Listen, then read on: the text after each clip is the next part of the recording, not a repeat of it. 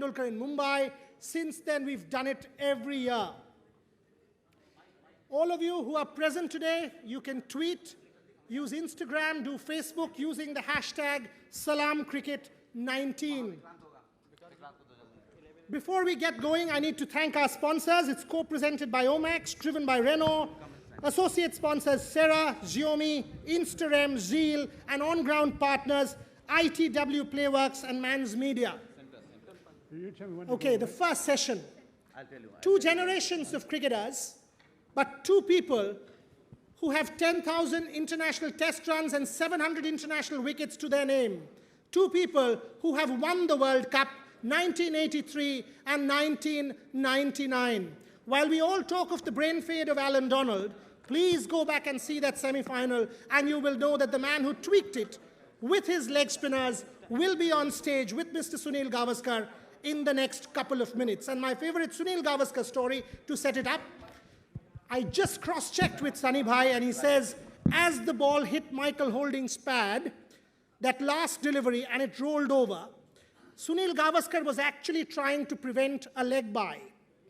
And he picked up the ball, and he put it in his pocket. The whole of Lords had descended. Everybody from the gallery had descended onto the ground. And there was one Indian who decided to pickpocket Sunil Gavaskar and take the ball from his pocket.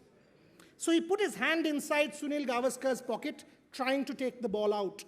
And Mr. Gavaskar, without even looking at the man, held him like this and started running. To quote him, not even Usain Bolt could have held him that day. Halfway down to the pavilion, the man finally said, please, if you could leave my hand. Because his hand was still inside Mr. Gavaskar's pocket. Story doesn't end there. 2 years back, Mr. Gavaskar was coming out of the Lord's shop there, and suddenly this gentleman walks up to him and says, do you remember me? And he says, no, who are you? He said, my hand was in your pocket in the 1983 World Cup final. So ladies and gentlemen, without further ado, the session will be moderated by my colleague, consulting editor of the India Today Group, Rajdeep Sardesai. Put your hands together for two legends, Sunil Gavaskar and Shane Warne.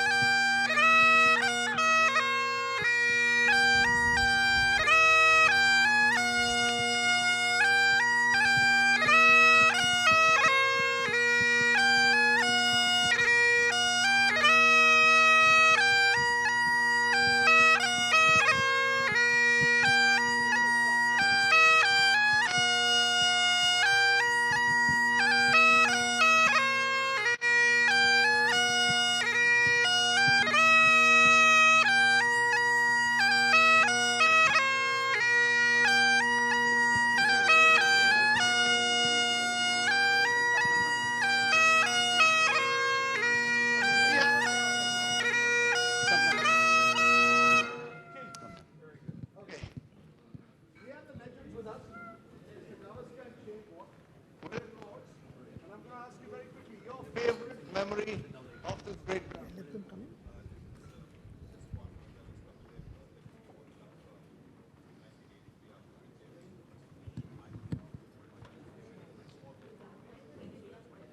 Please clear the way. Please.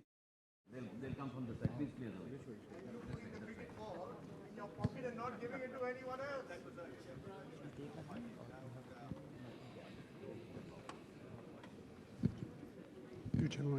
Yeah.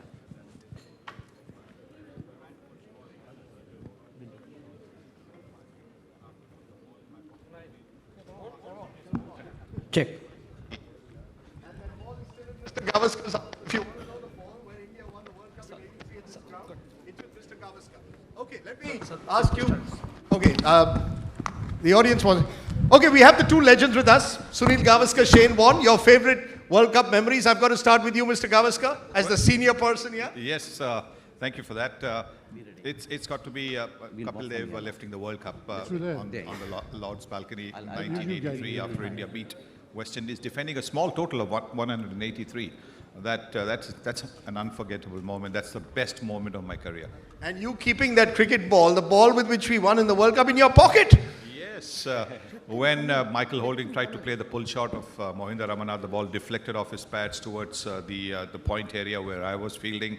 And my first reaction at that stage was to stop a leg by, because from there you don't know whether the batsman is in front of the stumps or not. And then the roar of the crowd, signifying that the umpire had given Michael Holding out. I looked up, yes, the finger was up. I picked the ball up, put it in my pocket in the fastest sprint of my life towards the pavilion. I don't think Usain Bolt would have caught me that day. And the ball is still in Mr. Gavaskar's house. So if you want to know where is India's World Cup winning ball, it's in the house of Sunil Gavaskar. Shane Warne, your favorite World Cup memory or your favorite memory of this ground? Yeah, very similar to Sonny. The 1999 World Cup here at Lord's, winning that was something pretty special. Singing our team song out in the middle, having a nice glass of beer afterwards was pretty cool. It was an amazing thing to win a World Cup. We started off pretty slowly and had to win, I think, 7 games in a row to win the World Cup. If we lost one, we were out. So to do that in the way we did that, to beat Pakistan in the final, was an amazing achievement. It couldn't have been one glass of beer. No, there might have been a couple. Was it Australian? It was Australian, yes, it was Australian. Okay, great. Wonderful. The legends themselves to start off and kick off Salaam Cricket. Okay, if you could please clear out the entrance so that they could come in.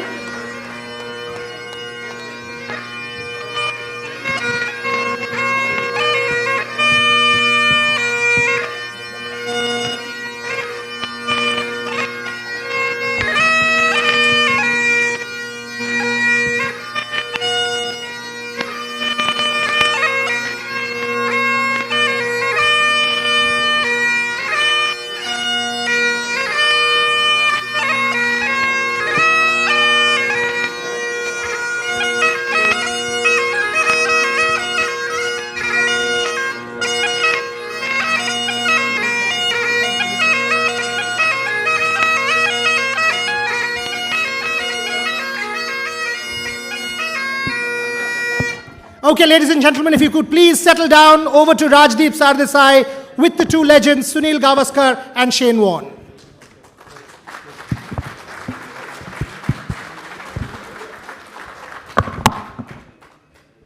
Thank you, ladies and gentlemen, and a very warm welcome to Lords and Salaam Cricket India today's Aaj Tak special presentation. Give our two guests a very big hand at the very outset. This is a very special moment.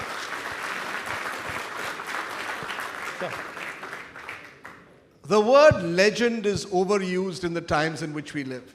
In this T20 generation where today's score is tomorrow's history. But honestly, the two gentlemen with us to kick off Salaam Cricket are genuine legends.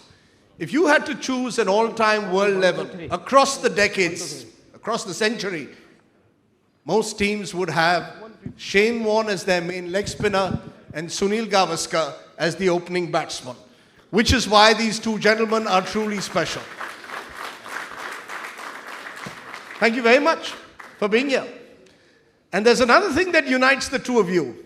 So I'm going to ask a quiz question. I'm a quiz master when I'm not doing my regular work. So my question is, what is it that unites the world's greatest leg spinner and the world's greatest opening batsman when it comes to World Cups? Let's see if you have the answer. You go first, mate. Well, winning the World Cup is the one thing that unites us. Probably the only time we were part of the winning team. No, that's not the exact answer. Come on, Shane. Did you win a couple of times? No, I lost the final to Sri Lanka and won another World Cup here. So I'd say it's the same. Sonny and I both won a World Cup here at Lord's. You are the two who won the last two World Cups that were played in England, which is pretty much what it is. 83 and 99, the last two times the World Cup was held in England. One was won by Shane Warne, one was won by Sunil Gavaskar. I'll give you half the marks. Okay. Very good, very good. Happy to get half the marks because I've always believed in opening your account. Never mind if it's with a half, not with a one. That's the way it is. Okay, let me ask you then the question. 83 India, 99 Australia at Lords. 2019. Take your pick. Who's the team that's most likely to win the World Cup? Who wants to go first? I know what he's going to say. So, Really? yeah, I know. I know he's going to say India, so I'm going to say Australia. So I'm going to say Australia. Oh, you're going to say Australia. You're picking Australia. Well done. After all He's gonna those say years India. of trauma with the But he's going to Australians. say India, so I'm picking Australia. Shane? Look, I agree with Sonny. I think India are a fantastic chance to win. I think they have. I think they've got a well-balanced side. They've got the best batsman in the world in Virat Kohli. They've got the best bowler in the world in Bumrah. So I think they've got a very well-balanced side, a lot of variety in their attack. I think they'll be hard to go past India. But having said that, England, it hurts me a lot to say that England are actually very, very good. I think they'll be tough. England at home here. I think Owen Morgan the other day, Nasser Hussain asked him at the toss. He said, do you like the favourites tag? You know, and normally most England sides would say, well, you know, you've got India, you've got other sides that are... He said, yes, we love it. Bring it on. We like that. So I think the mood in their camp is they believe they can win too. They believe they're the best side in the competition. And I think England and India are the two favourites. I can't believe an I know, Australian is actually going down to saying an English side could win a World Cup. I'm telling you, it hurts me to say it too, but they're a very good side. You know, in a sense, the very fact that today we're actually looking at India as favourites shows how much the World Cup has changed, how much the world has changed. You came here in 1983. What were we, 50-1 outsiders? Rumor goes that you had already planned a visit after the group stages to go to America with your families. You didn't even expect to go through the group stages, and yet you go on to win the World Cup. Today we are talking about India as potential favourites to win the trophy. Yes, they certainly are, but I must put that story correctly. It wasn't after the group stages. We had planned to have the trip to America after the completion of the World Cup. So that's not true. We weren't pessimistic. We weren't overly optimistic because looking at the way we had performed in 75 and 79, it was obviously something which we hadn't got our heads around because India had not played a lot of one-day cricket. And it was, to be honest, I think our turnaround in the whole thing started, in the format started when we went to Australia in 1980-81, where we had to play 10 one-day games. 10 one-day games, it was 5 against Australia, it was a tri-series, 5 against New Zealand. And that's the first time we started to take the one-day game seriously. There was a lot of thinking, which lines to bowl to what batsman, what sort of field placing to have for which bowlers, etc. So while earlier on, we just went in like a Sunday game, just, have a bash, have fun and come back. This time, there were prizes at the end. There was substantial prize money. And there was a trophy to be won as well. So while earlier on you just played a series, there was nothing to be won. There was not even a token trophy or anything of the sort. So we started to take one-day cricket seriously, and that's where the turnaround actually started. Then we came to the West Indies in 1983 before we came here, and we beat them, the world champions. We beat them once in a match in Guyana. So yes, I think while we weren't being silly by thinking we'll win the World Cup, we weren't negative. We weren't pessimistic either. We thought that if things went our way, we could make a run for the semis for sure. The rule with Mr. Gavaskar is we are never to remind him about the 36 runs in 60 overs at Lords in 1975. That is not to be. That's a story not to be told. But that's how the game changed over the years, I guess. Yeah, but this is the thing. You see, I think what happens in life is that people only remember the bad things. By the end of my career, I think... You scored 100. I got 100, which was the second fastest in World Cup history. Nobody talks about that.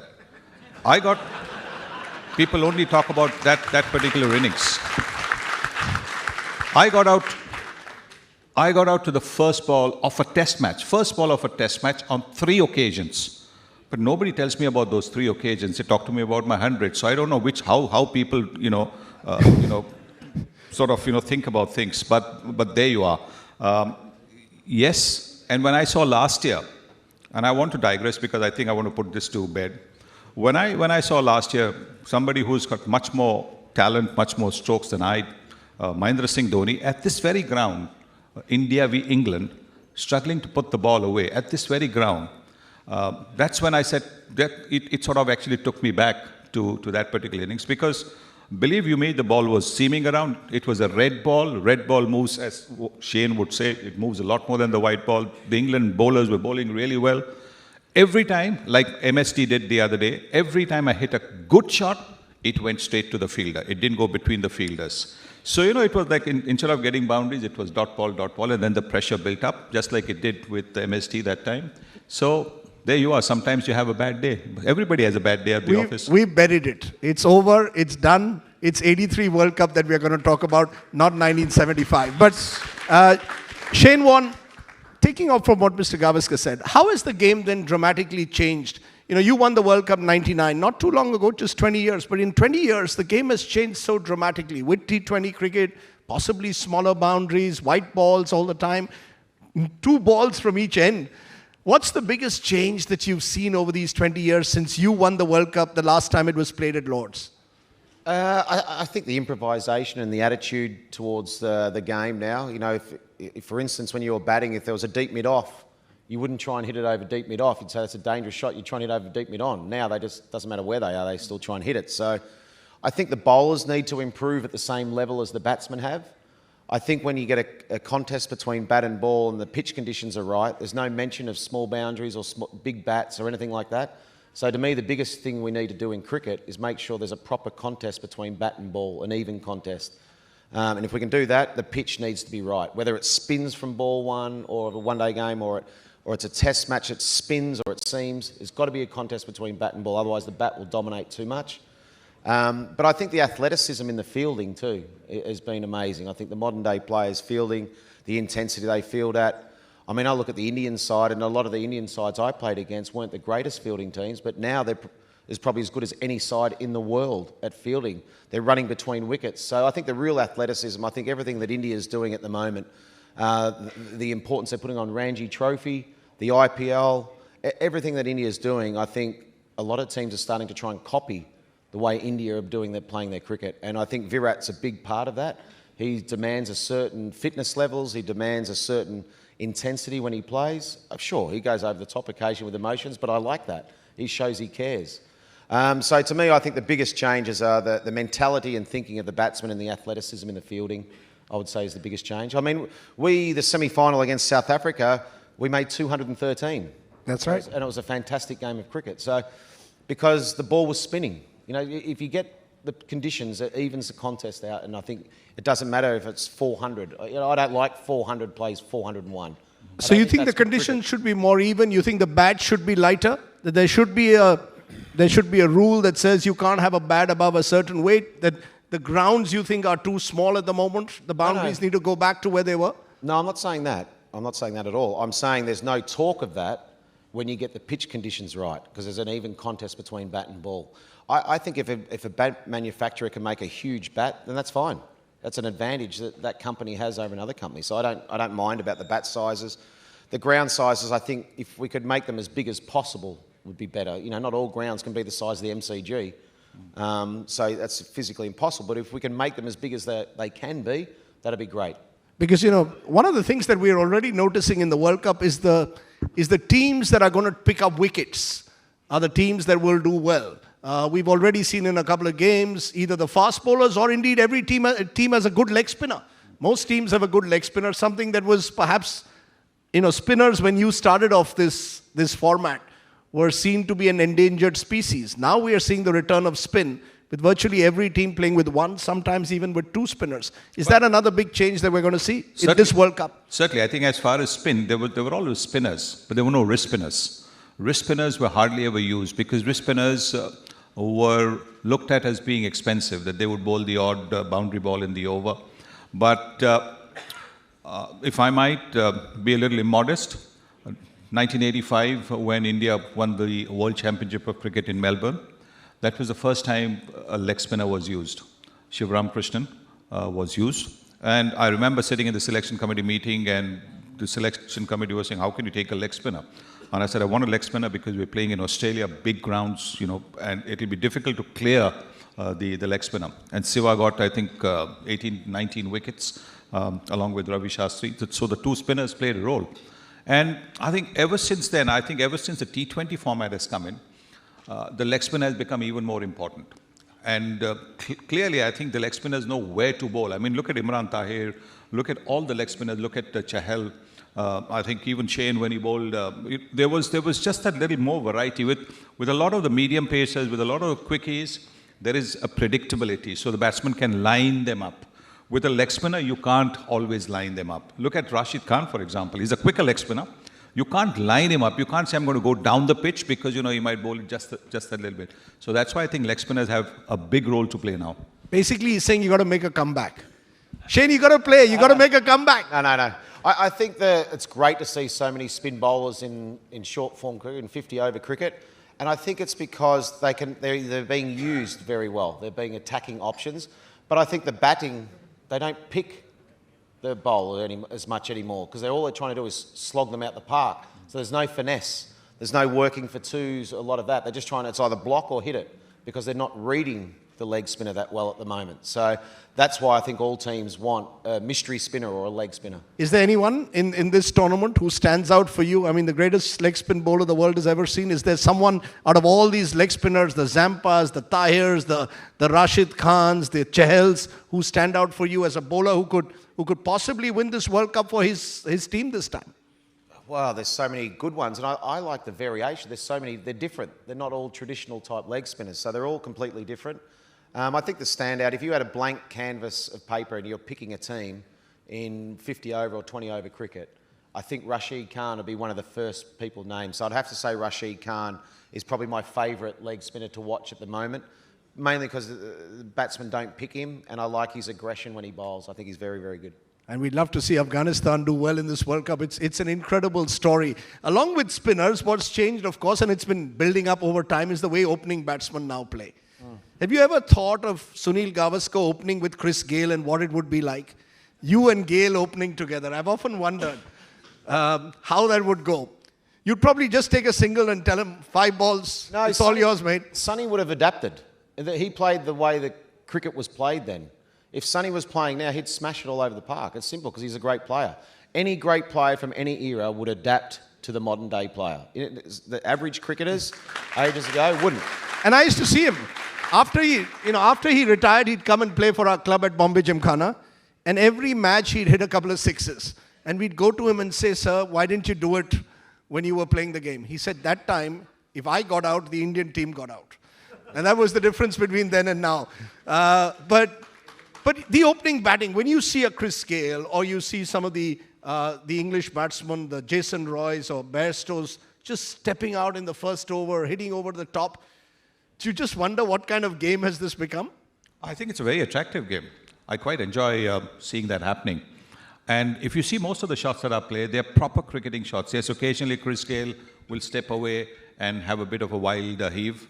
But you see the Jason Roys, you see the Rohit Sharmas, they play with a proper straight cricketing bat. So they're playing the only difference is they're playing lofted drives. We played maybe along the ground because that was our DNA, that was our upbringing. In cricketing, upbringing was you can't hit the ball above 6 inches. If you did, the coaches would ask you to run an extra lap of the ground as punishment. So the upbringing was different. Now the coaches tell you, go ahead. The word that they use very regularly, express yourself.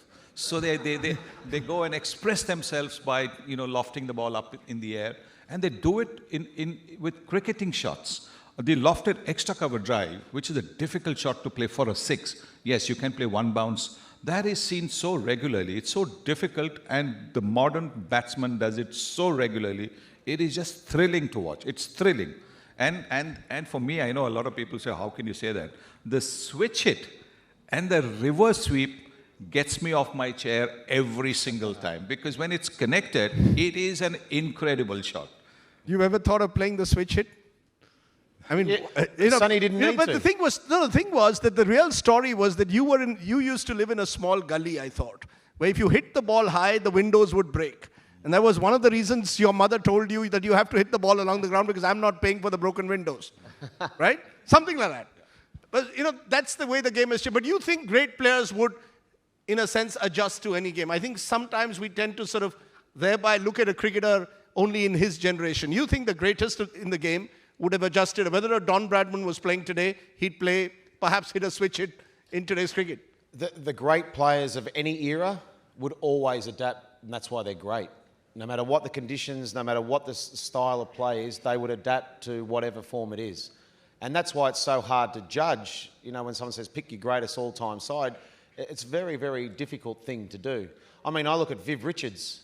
You don't think Viv Richards would adapt to today's game? Of course he would. You know, you go back through the years, the Don Bradmans, and he was the greatest batsman of all time. Of course he would reverse sweep if he needed to, because it wasn't the way it was done. I mean, when 96 World Cup, when Sri Lanka beat us, that was sort of the time when the opening role changed.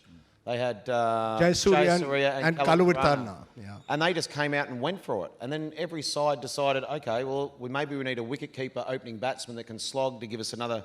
We came up with Gilchrist. You know, we win 99. So it just keeps evolving over that period of time. He used the word express yourself. The other word which everyone keeps telling me is fearless. Do you really believe today's players are more fearless than your generation when they've got a long on, long off and will still hit over the top? Are they really more fearless, or is it just the way the game again is now played? I don't think they're fearless. I don't think is the right word. I think they're more. Some players use it as an excuse. Well, that's the way we play. You know, I don't like that. That's the way we play, because I don't think some players sum up the situation of the game well enough, or their awareness for the situation. The question the modern day player needs to ask most of the time is, what does my team need me to do right now? If that's to stay in and just work it around and get some control back in the game, or bowl a tidy over, that's what they need to do. They can't just keep slogging and go, oh, well, we bowled out for 150. I think that's an excuse. So I don't know if fearless is the right word. I think they're prepared to take more risks. That's probably a fairer thing to say. You know, and when they use the word fearless, I feel like telling them that Mr. Gavaskar's generation played without helmets. Exactly. You know, when you look at Sir Viv, you know, and we're going to have him on the show, when he used to hook, without a helmet. And therefore, I just wonder whether that word fearless also is a bit overused. It must make a huge difference in this game when you have a helmet and all the protection you have compared to your generation. I think adventurous is probably the right word. Adventurous. Yes, they're a lot more adventurous, you know, where they're prepared to, you know, assess that, look, there is a fielder down there, but we will go over the top. We have the capability. And only the other day we were talking about the bats, the difference the bats have made. Because even somebody like as powerful as Clive Lloyd or Viv Richards, when they hit the sixes, in those days that would barely go over the boundary. Occasionally, of course, it went a fair distance. But today, just about everybody is hitting the ball deep into the crowd. Or sometimes out of the ground, yes. So people in the crowd need to wear a helmet when Andre Russell is batting. Exactly. You know, I mean, when Andre Russell is batting, you actually fear for someone in the crowd one day. He's going to hit someone badly in the crowd. Well, we've had a situation where in one of the IPL games, Chris Gale hit a young girl and broke her nose. So yes, it's likely to happen. Hard for the bowlers. I want to say bowlers might end up wearing a helmet soon. The umpires. You know, quite hard running in trying to bowl 150 kilometres an hour and wearing a helmet. You know, because was the turning point T20? You know, we're playing 50-over cricket. And I already see a lot of young people getting bored after 20 overs, wondering when are the last 30 overs going to get over. Has T20 cricket in some way, Shane Warne, changed the way T50 is played, made T50 a little bit more boring for a younger audience? No, I don't think so. I think T20 is enhanced 50-over cricket, Test cricket. It's enhanced everything. I love the way it's played, the game, the T20 format. I think what we'd like to see a little bit more with 50-over cricket is a more adventurous captaincy, not as defensive captaincy. If you get a bit more attacking, that would be good.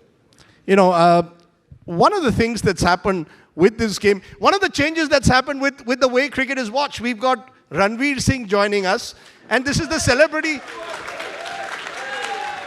And I'm going to ask the audience,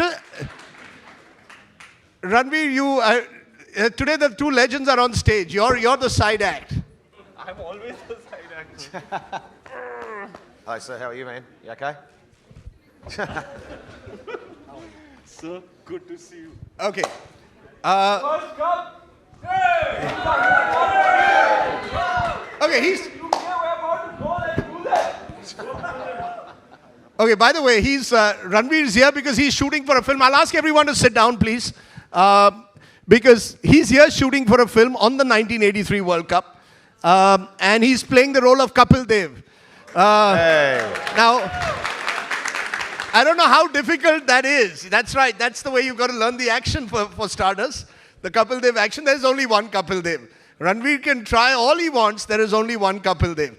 But look at it. We are now in 2019. And we're doing a big Hindi film on the 1983 World Cup. In that sense, Sunil Gavaskar, we mentioned T20 for a moment. Was 83 World Cup the turning point for Indian cricket? That's what changed Indian cricket forever. Yes, it did. Yes, it did. Because colour television had come into India just about 6 months earlier, just around 1982 when the Asian Games were played in New Delhi. And colour television had just come in. And India wasn't getting live cricket for a while. And this one, in 1983, where India won the World Cup in colour television, live, you know, when people got to see it live, I think that changed Indian cricket forever. Because after that, it's just taken off, and we have to say that 1983 win was the first step towards what cricket is today. Yeah, we become the superpower of the game in a way. Shane Warne, you know, there's something about the Australians and the World Cup. There have been times when you've come into the World Cup not in form. And then when the World Cup comes, the Australians raise their game. What is it about the World Cup that galvanizes this Australian cricket team, all Australian cricket teams over the years, to in some way raise the bar? Yeah, well, as I said at the start, I think India and England are the two favourites, and probably I fancy India. But I think Australia, you can't write off Australia. I mean, they've won, 5 of the last 6 World Cups. Right. I think they've played in 6 of the last 7 finals. There's something that it's really important. You know, the World Cup is really important. I think it brings out the best in the Australian team. Australia played pretty ordinary for the last 12 months or so with a lot of issues. But just in the last month or so, they're starting to hit their straps and starting to play well. And I just think a lot of their players are in form. So I think generally when they come here together, they're pretty clear with their strategy. They play the World Cups really well. And that's been, ever since the start of the World Cups in '75, they've played well. So I think they enjoy it. I think coming in, they've generally had some big players. To win a World Cup, you need your big players to play well. You're not going to win them with your players that just play their role all the time. You need your big players to stand up in any team. If your big players stand up, you'll win the World Cup. Simple as that. That's right. You won 4 of the last 6, which is quite remarkable. The big players. Let's look at the big players.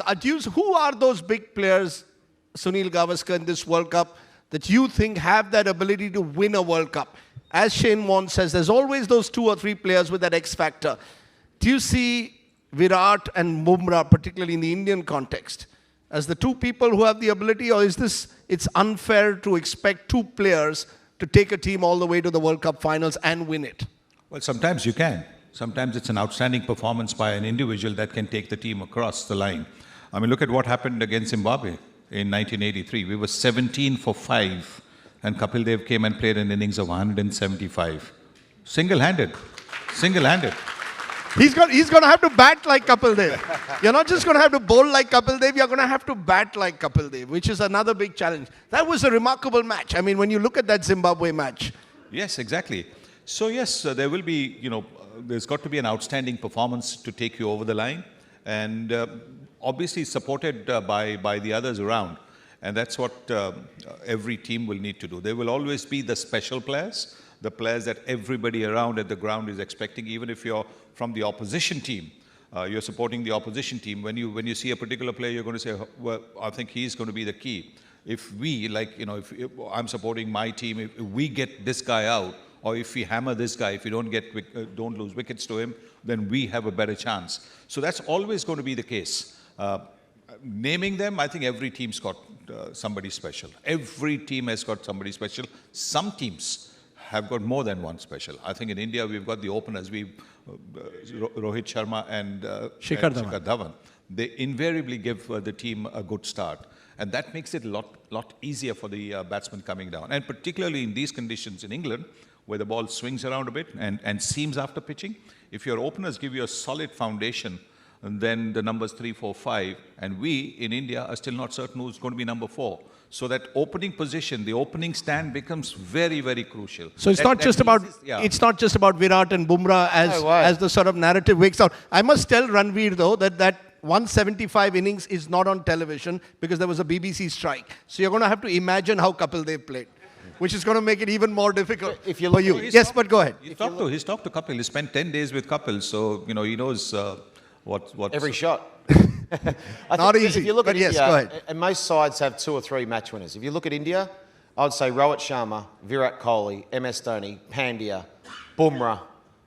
There's 5. There's probably someone I've forgotten. But there's 5 match winners that at any stage of the tournament or a game, that you've got 5 players that can turn the game on its head.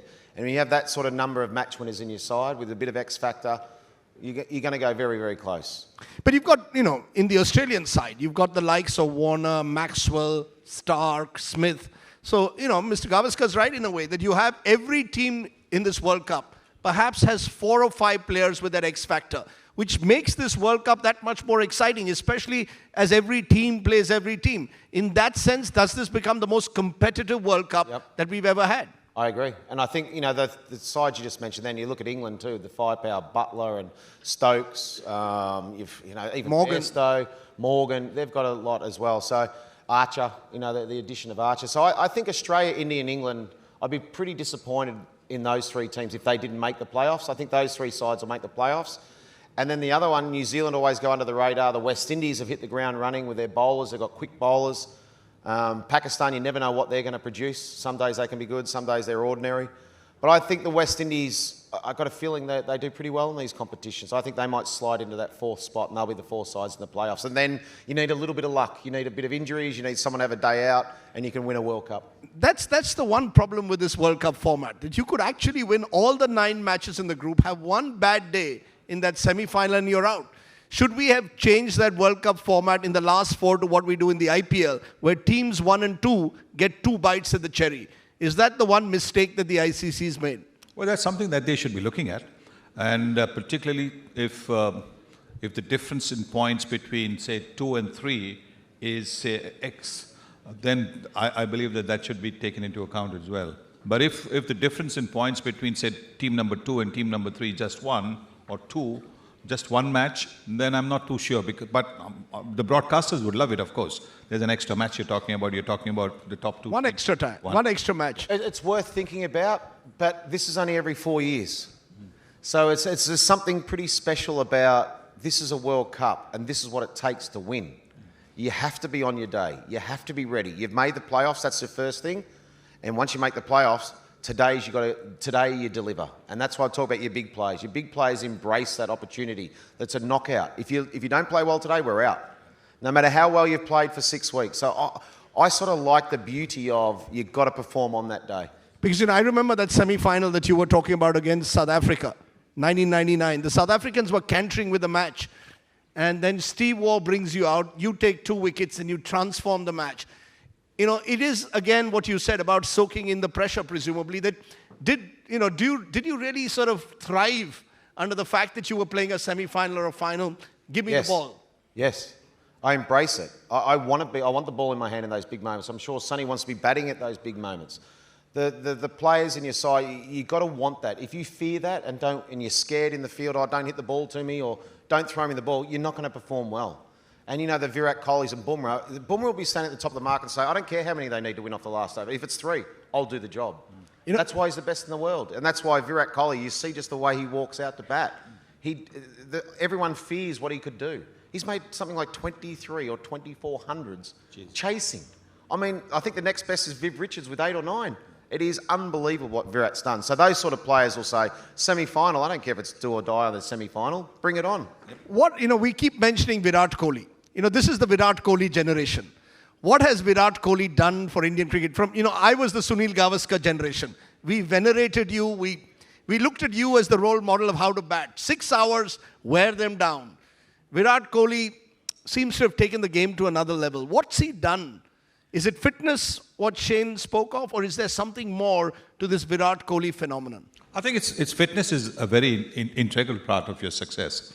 And the way he's changed his lifestyle to be what he is today, I mean, that just tells you that the example that he's setting to the others. And also, I think that belief that he has, very seldom do you see that, super self-belief that Virat has in other players. There's always this little bit of diffidence about certain players, even though they are great players, performing well. There's just that little bit of, diffidence. But with Virat, there is no diffidence. There is that confidence, sometimes bordering on arrogance, but that's what you need when you go out to play against the best bowlers in the world. When you walk out to bat, I mean, how many people have you seen walk out to bat with the swagger? Viv used to do that. Viv was, like a casual swagger, like he was going, for a walk in the park. He would be going like this, With the gum, with the gum. With the gum, we'll get him. Yeah, he would go like that, It was Remember, he's coming today. And then, remember, he's going to be here today. He's going to Yes. remember this. Yes. And he's got the gum, with the gum, chewing the gum all the yeah, time. and then of course, the handle of the bat, he would, where the grip was coming, he would always try and put it down. That's right.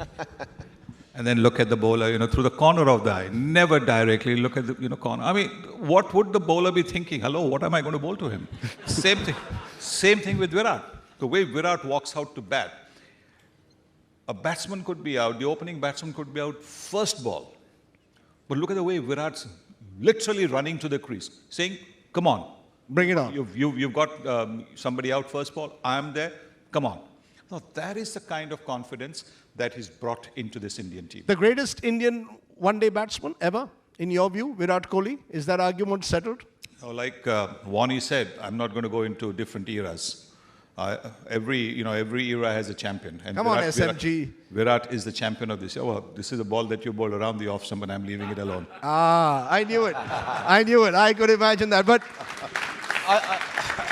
I also think, just to add to what Sunny said, I think the way Virat thinks through an innings, the way he sort of says, okay, this bowler's got 3 overs to go, someone's bowling a good spell, I'm just going to see him off, I'm going to work that round, I'm going to take advantage of him. I think the way he navigates himself through an innings when they're chasing is unbelievable. But, we're talking about Virat, and let's not forget that we're just, 6 years since the great Tendulkar retired. And, not to talk about, with 2 legends, the other big legend. I mean, in a way, Sachin also changed the game. With the introduction of satellite television, he became this big star. Do you believe, as looking at it from the outside, when you were looking at Indian cricket growing up and today, was Sachin Tendulkar where it all turned? There's Kapil Dev, there's Sachin Tendulkar, now there's Virat Kohli in the context of one-day cricket. Well, Sachin was a phenomenal player. He was. Yeah.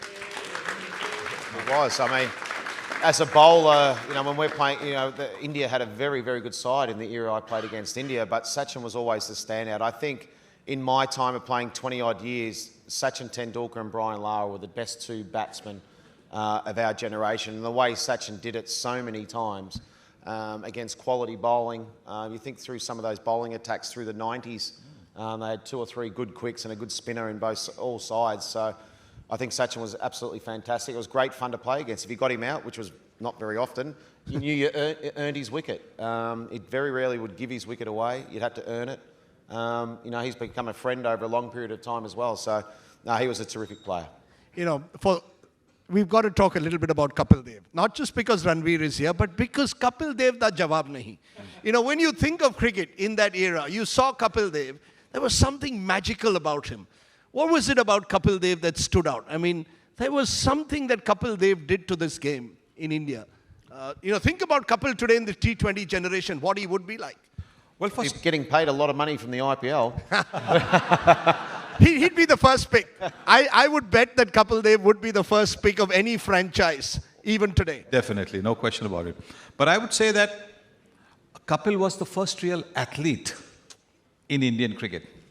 Before that, there were good batsmen, good bowlers, great batsmen, great bowlers. But a complete all-round athlete. I do believe that if you ask Kapil to run 100 meters, he would be very competitive. He would get very good timings. If you see him, he plays very good squash. He plays very good snooker.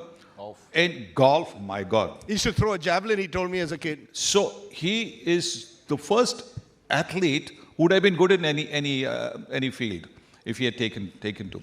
That wouldn't have been the case with the others. So I think, and from there, the Indian team also started to look at all-rounders. Till then, the all-rounders were thought of as somebody who can bowl a few overs and bat at number 8 or something like that. But Kapil changed the whole outlook because and that's the reason I call him the greatest Indian cricketer ever, is because he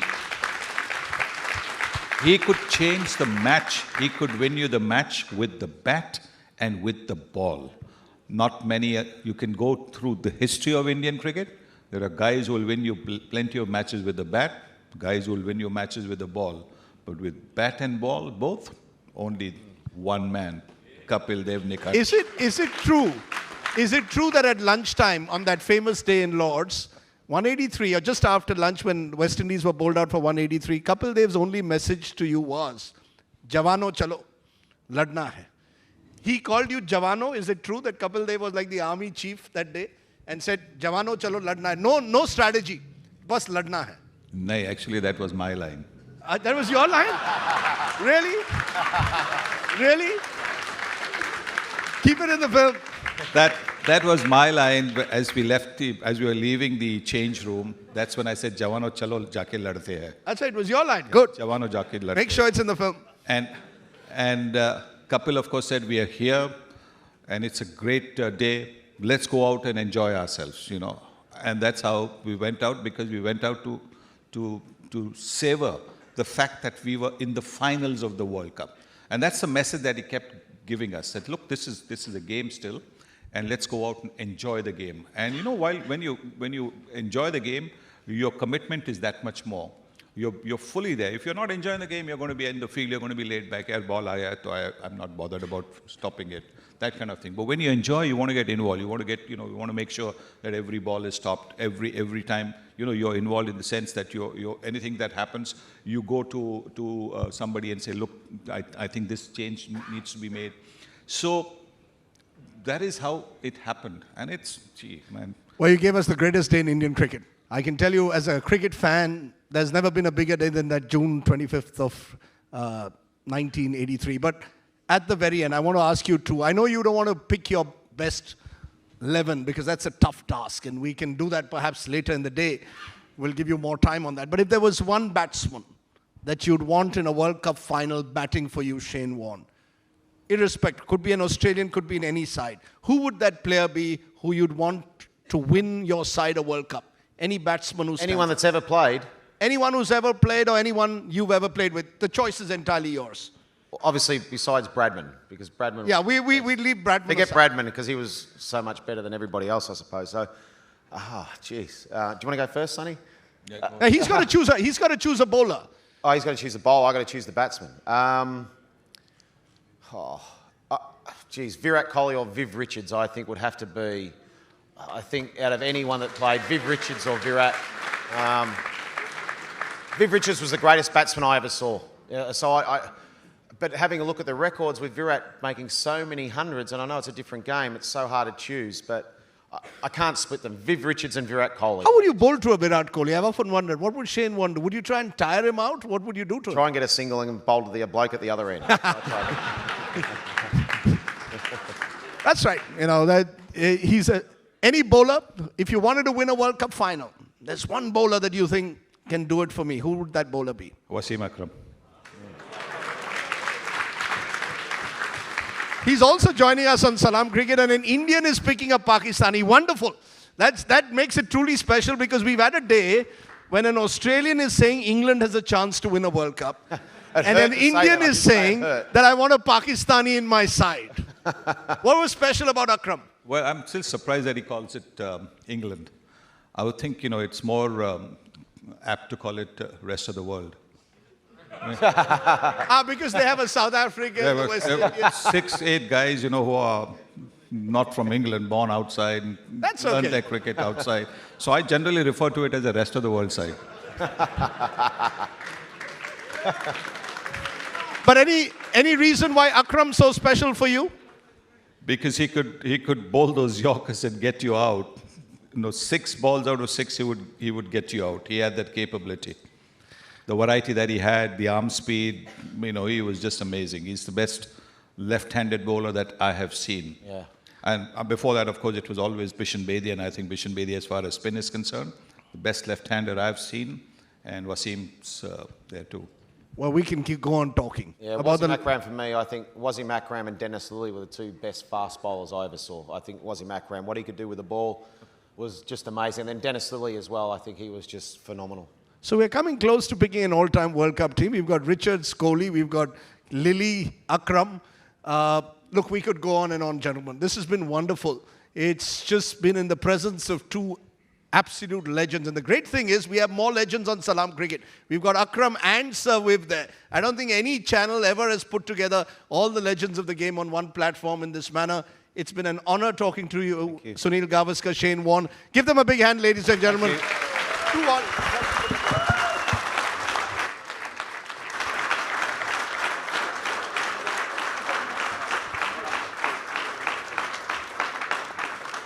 I could ask you to stay on just for a moment. We've got to get something on stage for the two of you to unveil, and then Shane needs to stay on for another quick session. As the thing comes on stage, let me read this out to you. India Today Group is proud to launch Aaj Tak 11, a fantasy cricket platform. Please, if you could all settle down. It is a skill-based game which allows the fans to create a virtual team before every match. The ranking of the team depends on the on-field performances of the players selected by the fans. It's an opportunity for every fan who loves cricket to show their skill and win prizes. As the stuff is brought on stage, two people were constantly named. Virat Kohli was referred to many a time, and Kapil Dev. Okay, Virat Kohli yesterday got all of India on tenterhooks by getting hit on his thumb. If you see breaking news, we are a news platform. Virat tells, "Am I allowed to sneeze?" I said publicly no. That's about 1 hour back. So Virat is fine. He's going to play that South Africa match, no problem. Breaking news. Number two, anyone from the audience, we spoke so much about Kapil Dev. What did Kapil Dev do soon after winning the '83 World Cup? Anybody? He had a glass of milk. He had a glass of milk in the pavilion the moment he reached the pavilion. Have we got the stuff on stage? Yes, we have. Shane Warne, Sunil Gavaskar, may I please have Mr. Puri to come on stage to unveil this with Shane Warne and Sunil Gavaskar.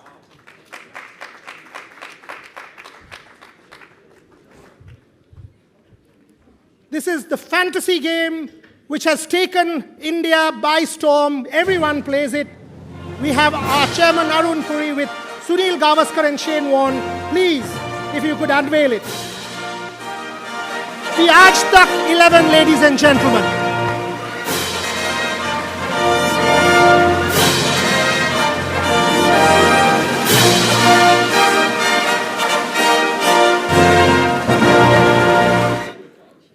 Thank you very, very much. Thank you, Shane. Thank you, Mr. Gavaskar. Thank you, Mr. Puri.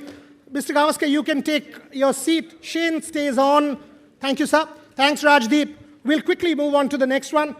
And here, Shane and I will do something which is all of our fantasy. We'll select his all-time favorite 50 over 11. We'll quickly go there. His favorite all-time 50 over 11. I'll also try and quiz Shane in the next 15 minutes on his favorite, maybe, possibly, this World Cup 11.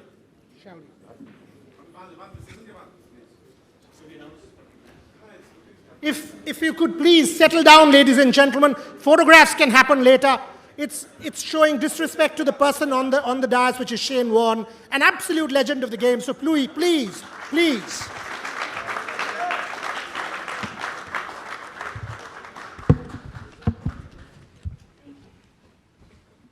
I've got to try and remember the team.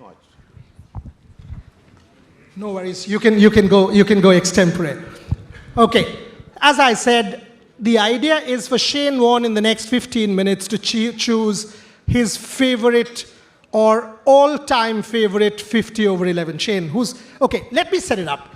Captain, the best man to have never captained Australia will be our captain. I'll take the liberty as moderator. Captain is Shane Warne. Okay? 4 for 29. Rajdeep referred to that game. 43 for no loss South Africa. 213 to chase down in Birmingham. Herschel Gibson, Gary Kirsten going well. Shane Warne 2-2. Jacques Kallis 53 of 91. Once again, Shane Warne. Absolute magician, ladies and gentlemen. Captain, select your openers.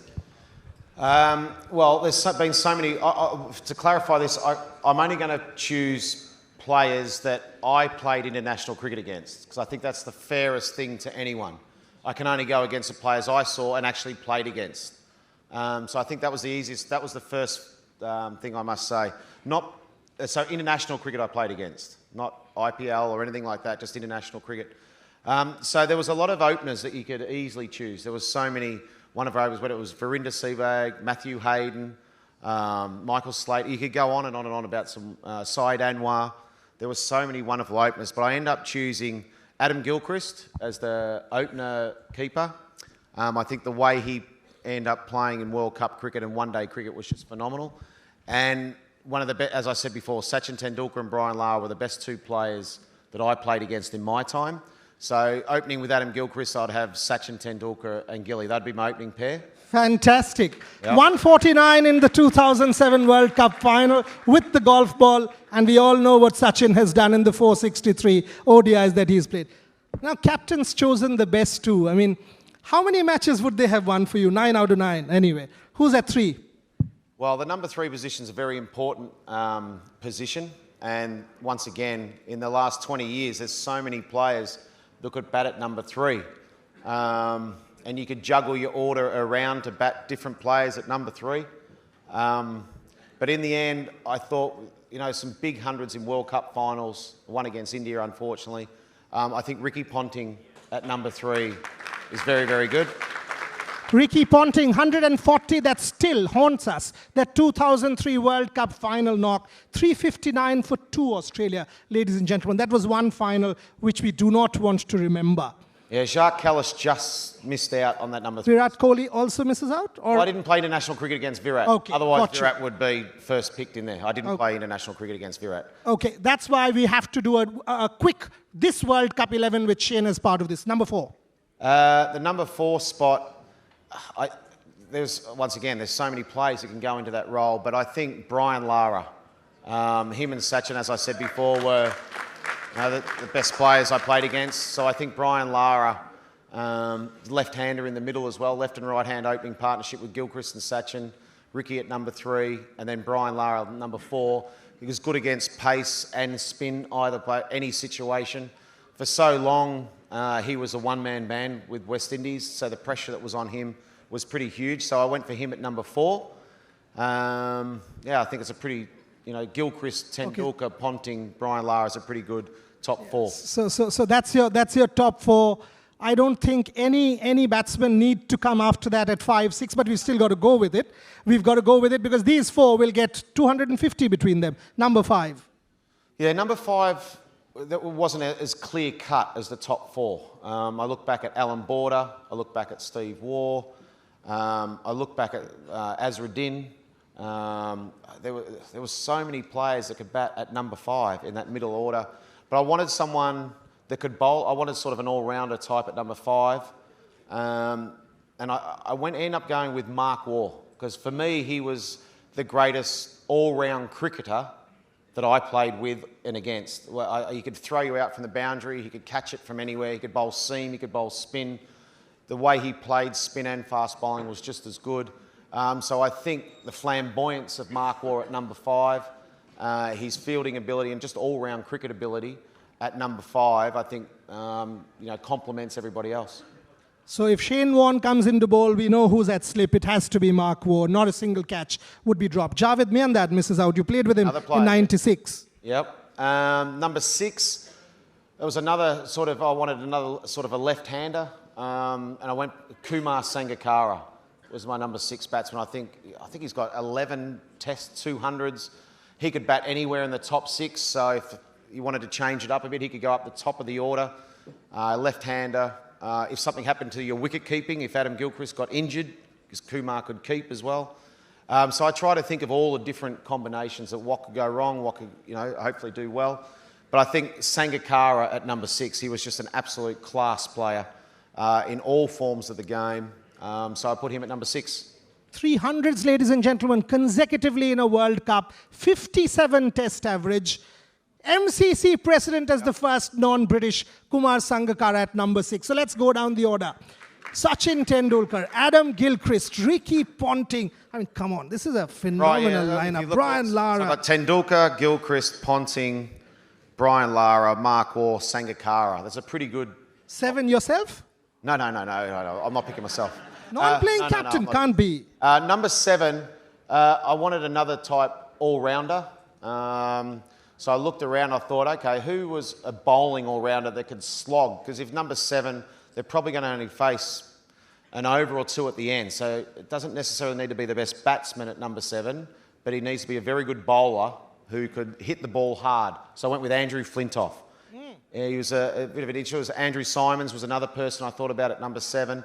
But I thought Flintoff's bowling, his Yorker ability to bowl was pretty phenomenal, and his hitting ability to come in for an over or 2 to slog at the end, I thought was as good as anyone. So I thought he was a pretty good spot there at number 7. And a different format, but this series, 2005, Shane Warne, Andrew Flintoff, that Ashes series, the competitiveness that we've seen. I was here watching one of the games. Andrew Flintoff can't be bettered. Yes, Andrew Simons, 110 for 4, scoring that amazing 149, but we've got to give it to him, Andrew Flintoff. Number 8. Number 8 was, I'm looking for a spinner. Obviously, Murali would be here, but he's going to bat down the order. He's not going to go at number 8. So I looked at another type of all-rounder. That's 5, 6, 7, 8 sort of all-rounder spots that you can have. Not bits and pieces players, but quality batters and bowlers. I look at number 8. I end up going with Shahid Afridi. At number 8? At number 8, Afridi. Now, he could also bat up the order. He could bat anywhere as well. But in that side, him and Flintoff in the last few overs, they could actually hit some out the park. I think his bowling was underrated. I think he could really bowl, Afridi, and can bowl at any stage. Fielding was good. So, yeah, I think that 5, 6, 7, 8, Mark Waugh, Sangakkara, Flintoff, Afridi is very, very good. That's why I said the best person not to captain Australia, and aren't we delighted as Indians? 2009, Pakistan, right here, Shahid Afridi winning the World T20 for Pakistan. That's why Shane Warne picks Shahid Afridi as number 8. Number 9. Number 9, myself and Sonny spoke about him before. Probably, one of the greatest left-arm fast bowler. And for me, him and Dennis Lillee were the 2 best fast bowlers I ever saw. So Wasim Akram goes in at number 9. He was a terrific cricketer. Could also slog at the end. Could smash it out the park. Good fielder. He could catch as well. So Wasim Akram at number 9. Okay, Wasim Akram. I mean, that I think is the least debatable call. I mean, none of them can be debated, but Wasim Akram will perhaps be the first name in any all-time 50 over 11. Number 10. Number 10, it's, heads or tails to see who bats 10 and who bats 11. But I wanted another spinner, and I think Murali, what he brings to the table, you got Afridi as a leg spinner, and you got Murali as an off spinner. You got Mark Waugh can bowl some off spin as well. Sachin can bowl some leggies and offies and a bit of seam. So I think we got a lot of variety in the attack, but Murali goes in at number 10. Muthaiya Muralidharan at number 10 gives him the variety, and yes, I mean, at one point in time, he was also the one-man army. Number 11, pick yourself. I mean... No, I'm not picking. Okay, fair enough. Non-playing captain, no problem. Number 11. I can be team manager or get the drinks or something. Number 11, I saw him bowl. I mean, you could go through Curtly Ambrose, Courtney Walsh. You could choose Alan Donald, Sean Pollock. That Darren Gough also in one-day cricket was very, very good. So there's so many bowlers that could get that position. But I ended up going with my mate Glenn McGrath. I just think what he could do with a... At 37, ladies and gentlemen, the highest wicket taker in the 2007 World Cup. Pigeon can't be missed. Glenn McGrath. Coach. Coach? No coach. Yourself. Come on, give yourself something. No coach. I can be team manager and pick up the balls or something for everybody. But I think that's a pretty good team. If you go through that 1 to 11, Gilchrist, Tendulkar, Ponting, Lara, Mark Waugh, Sangakkara, Flintoff, Afridi, Akram, Murali, McGrath. That's a pretty good side. I think it's a pretty good team when you go through the whole 11. No need for a coach. They know exactly what they're doing. Okay, let's Shane, I've got 5 more minutes with you. Let's pitch this World Cup 11, which I know you've not thought about, but let's try and do an 11 which can take this 11 on. Who do you open with for this World Cup? I don't know if I need a bit of time to think about it. I think David Warner would be definitely one. David Warner and Rohit Sharma, probably those two. I think are probably the two dangerous openers. Virat at number 3. Number 4. Oh, goodness me. I haven't thought. Should I give you some options? Give me some options. Okay. Can't think of anyone. The other options for openers can be Jason Roy, Johnny Bairstow, Yeah. I think I'd still go with Warner and Rohit Sharma, and Virat at 3 is. Virat 3. 4, 5. Morgan can be 4. Duplessis can be 4. I definitely have Morgan in the team because I think he's the best captain in the tournament. I think Alan Morgan gets the best out of his players, so he's definitely in there somewhere. Another middle order player. Jeez. We've got some good ones. Dhoni's the keeper. I tell you who I'm surprised it's not Butler. Not Butler. No, Butler plays as a batsman. Okay, See, so I need he more can go time to 5. think about that. But I definitely want Butler in the team. I want Dhoni in the team. I want Kohli in the team. I want Sharma, Warner. Bumrah as my bowler. One of the opening bowlers. He's the best bowler in the world. Pandya is probably an all-rounder. Rashid Khan. Mitchell Stark's probably left arm. Yep, there's a team. Wow. That sounds like something. Thank you for helping me out. That sounds pretty good. But Mo and Morgan, I definitely haven't, because I think he's a very, very good captain. Okay, Shane, the last few minutes, you've named your Dream 11, you've named the World Cup team, but let me just take you back to that match where you actually won the World Cup for Australia, that 99 semi-final. I said 43 for no loss South Africa, 213. The ball comes to you. Can you tell us what goes through a player's mind? South Africa was having a wonderful tournament, except that drop catch of Herschel Gibson. Okay, you dropped that World Cup scored by Steve Waugh, but tell me about that particular game. Well, it was South Africa at that stage were a very disciplined side. Going into the World Cup, they're probably the favourites. I think they'd played through their form, a bit like India and England are now. Their lead-up form to the World Cup was exceptional. Herschel Gibbs dropped Steve Waugh in one of the lead-up games, and Steve Waugh, he actually said to him, "You just cost yourself the game." But as time goes on, it said, "You just cost the World Cup." And then we had that tie at Edgbaston. It was one of those games that, to me, I think, during this World Cup, there's all sorts of highlights on the TV, and it was on the other day. And I sat and I was watching the highlights of that game. And it was amazing the ebbs and flows of that game, about when South Africa were miles ahead, then we fought back, and then they fought back. Get to the last over, and I think they need 9 to win off the last over. Klusener goes 4-4. So there's 4 balls to go, then it's tied. So we're gone.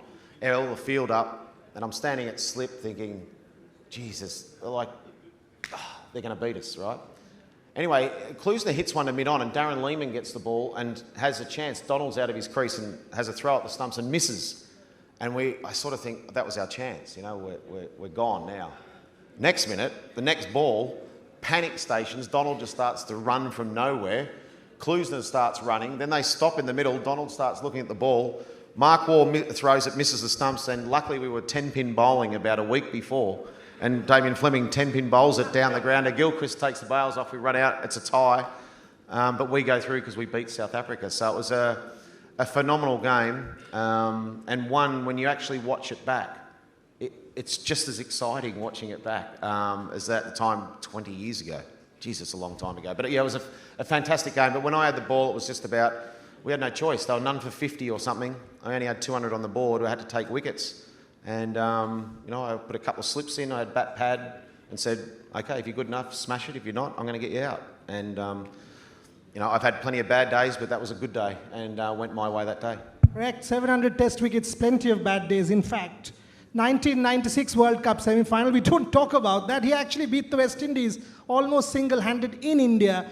Again taking Australia to the final. 1999 taking Australia to the final. According to me, that's when Australia won the World Cup, because the final was a no contest. And think about counter history. We love counter history. Shane Warne 4 for 29. If he did not win, if Mark Waugh did not roll it to Gilchrist, if Alan Donald did not have a brain fade, maybe cricket would have been different. The fact of the matter is I can keep going if. But where there is no if, ladies and gentlemen, the greatest leg spinner to have picked up that cricket ball, the greatest leg spinner to have had impact on this game that we so love, the greatest spinner, according to me, not simply leg spinner, to have played cricket that we have watched over the last 30 years. My time is up. Put your hands together for Shane Warne.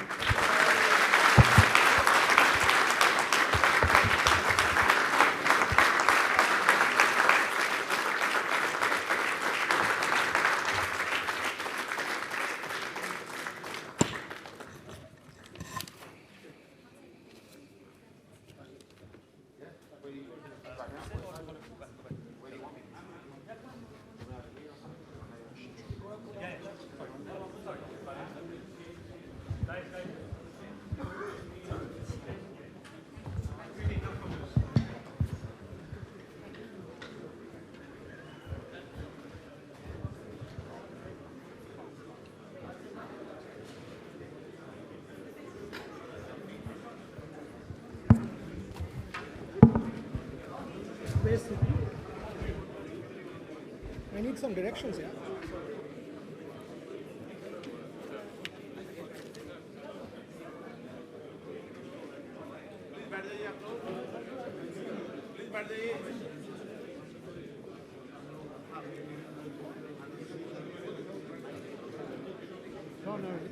If you could please settle down, ladies and gentlemen, we've got back-to-back sessions. We'll start the next one, and each is as good as the other. Couple of minutes, and we will start the next session. So if you want a bio break, if you want a quick glass of water, do that. We'll get our speakers organized, and the next session will start as soon as possible.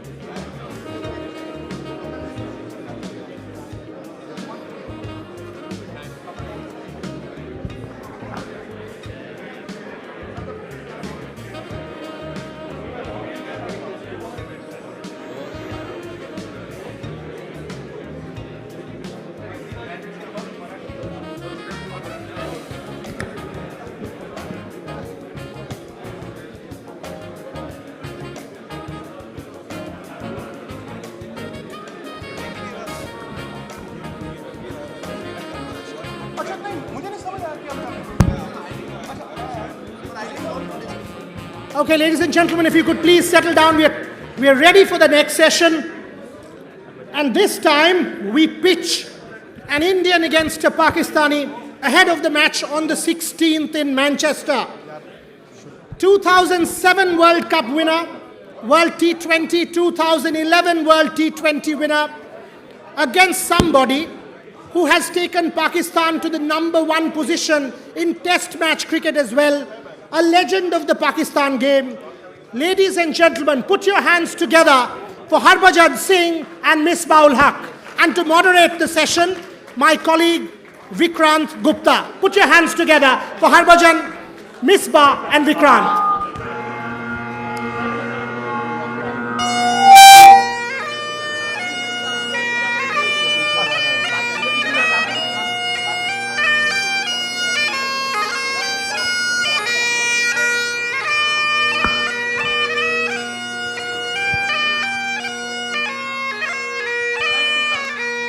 अच्छा, good afternoon. मुझे तो बोलने का मौका ही नहीं मिल रहा क्योंकि एक तरफ हरभजन सिंह, एक तरफ मिसबाह, और तब से तस्वीरें खींची जा रही हैं, ऑटोग्राफी हुए जा रहे हैं। लेकिन मिसबाह भाई, है तो लॉर्ड्स का ग्राउंड, यहीं पर आप लोग वर्ल्ड T20 जीते जी। बहुत अच्छी याद है। कोई भी वर्ल्ड कप जीतना, इतना बड़ा इवेंट जीतना, वो सारी मेमोरीज जो है वो फ्रेश हो जाती है जब आप वहाँ पे आते हो। और यहाँ पे टेस्ट मैच भी जीता, जो अपना पहला टेस्ट में खेला मैंने 100 किया। तो I think it's always special. मुझे आपकी सेलिब्रेशन भी याद है। बस वो एक स्पेशल, मैं कह रहा हूँ कि लॉर्ड्स पे खेलना ही आपके लिए स्पेशल होता है। और फिर अगर ऐसी परफॉर्मेंस हो, 2 बहुत अच्छी मेमोरीज हैं लॉर्ड्स के साथ। पज्जू भाजी, आपकी भी बहुत मेमोरीज होंगी लॉर्ड्स के साथ। लॉर्ड्स में मेमोरीज हैं जो हमने यहाँ पे नेटवेस्ट ट्रॉफी जीती थी, और उसके अलावा टेस्ट मैच की कुछ यादें मेरी यहाँ पे अच्छी नहीं, बट वो नेटवेस्ट जो सीरीज़ हमने यहाँ पे जीती थी, पहली बार 325 रन चेज किए थे, वो सबसे बड़ी यादगार जो मेरे लिए पल थे लॉर्ड्स के। और मुझे लगता है कि हालांकि हम लंदन में हैं, इसमें ही, और बार बार ये चीज़ आपसे पूछी भी उसी बैल्कनी में। नहीं, मैंने पता, मुझे राहुल द्रविड़ ने रोक लिया। अच्छा किया राहुल ने उस टाइम मुझे रोक लिया। क्यों, 6 पैक्स तो थे आपके उस वक्त भी? नहीं, उस टाइम थे। दादा के नहीं थे, दादा ने पता नहीं क्यों निकाल दी।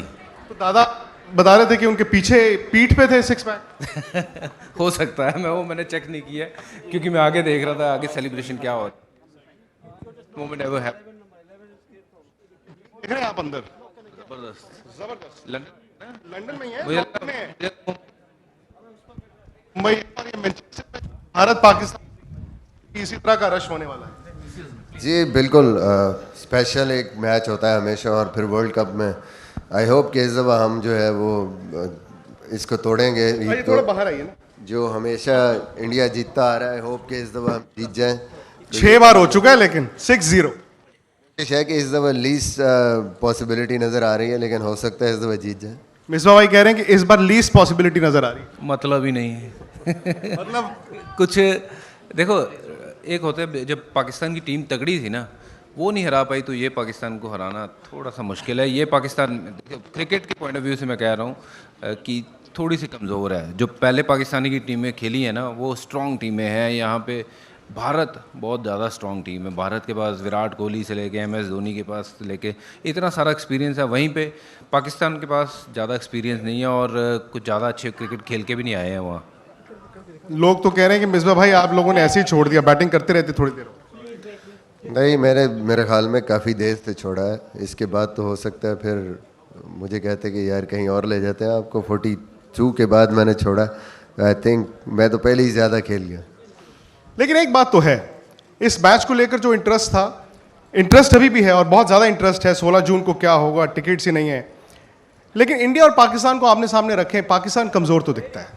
जी बिल्कुल, जैसे भजी ने पहले कहा कि सबसे बड़ी जो इस टाइम प्रॉब्लम है पाकिस्तान को कि फॉर्म नहीं है, और सेल्फ बिलीव कहीं आपका वो चला जाता है जब आप 14-15 मैच लगातार हार जाते हैं और 2-3 सीरीज़ें आप हारते हैं, तो वो चीज़ तो है। बट क्रिकेट है, you never no. One good inning, एक किसी प्लेयर का अच्छा दिन, जैसे फाइनल में लकी एक इनिंग थी फ़खर जमान की चैम्पियंस ट्रॉफी में, एनीथिंग कुड हैपन। बट अगर आप वैसे देखो, लॉजिकली देखो, तो ऑब्वियसली इंडिया को बहुत एडवांटेज है, और अच्छी क्रिकेट खेलते हुए भी आ रहे हैं, और बहुत एक्सपीरियंस टीम। अच्छा, आप दोनों ने एक दूसरे के खिलाफ इतना खेला है, एक तो वर्ल्ड T20 फाइनल और एक वो वर्ल्ड कप का सेमीफाइनल, उसकी बड़ी बातें करनी हमने। लेकिन एक अगर आपके जहन में, चलिए अंदर ही चलते हैं।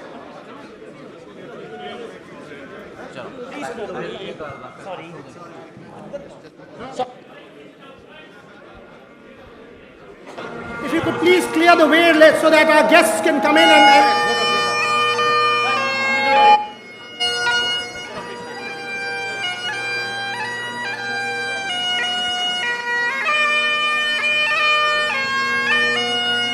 आप भज्जी से तस्वीरें बाद में खिंचा लीजिए, उनको आने दीजिए।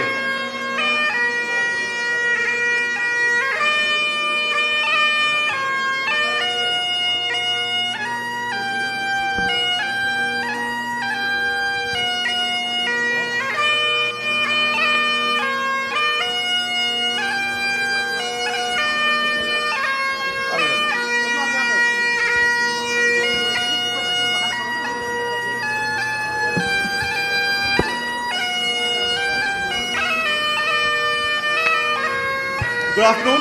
One second, hold on.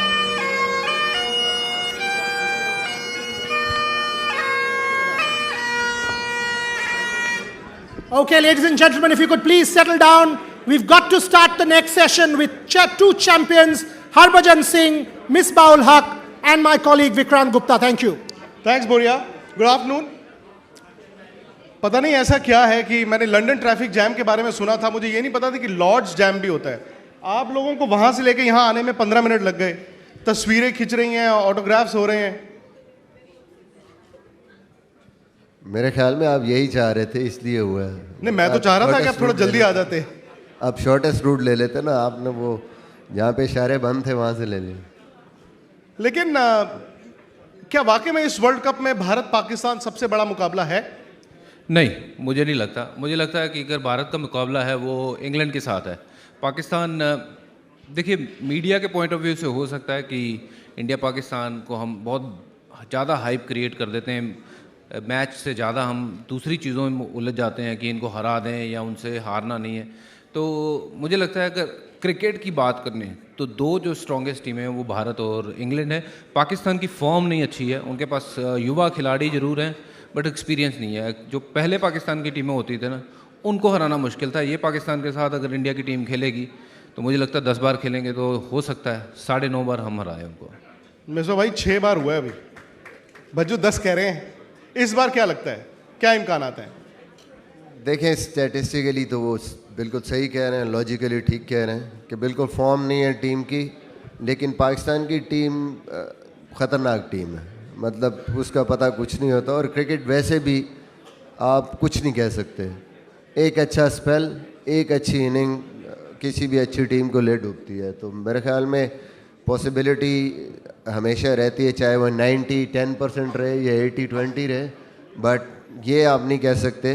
Capability है इस टीम में, कुछ ऐसे बैट्समैन हैं हमारे पास जो कि रन्स कर सकते हैं। टॉप 3-4 जो बैट्समैन हैं वो अच्छा परफॉर्म करते हुए हैं।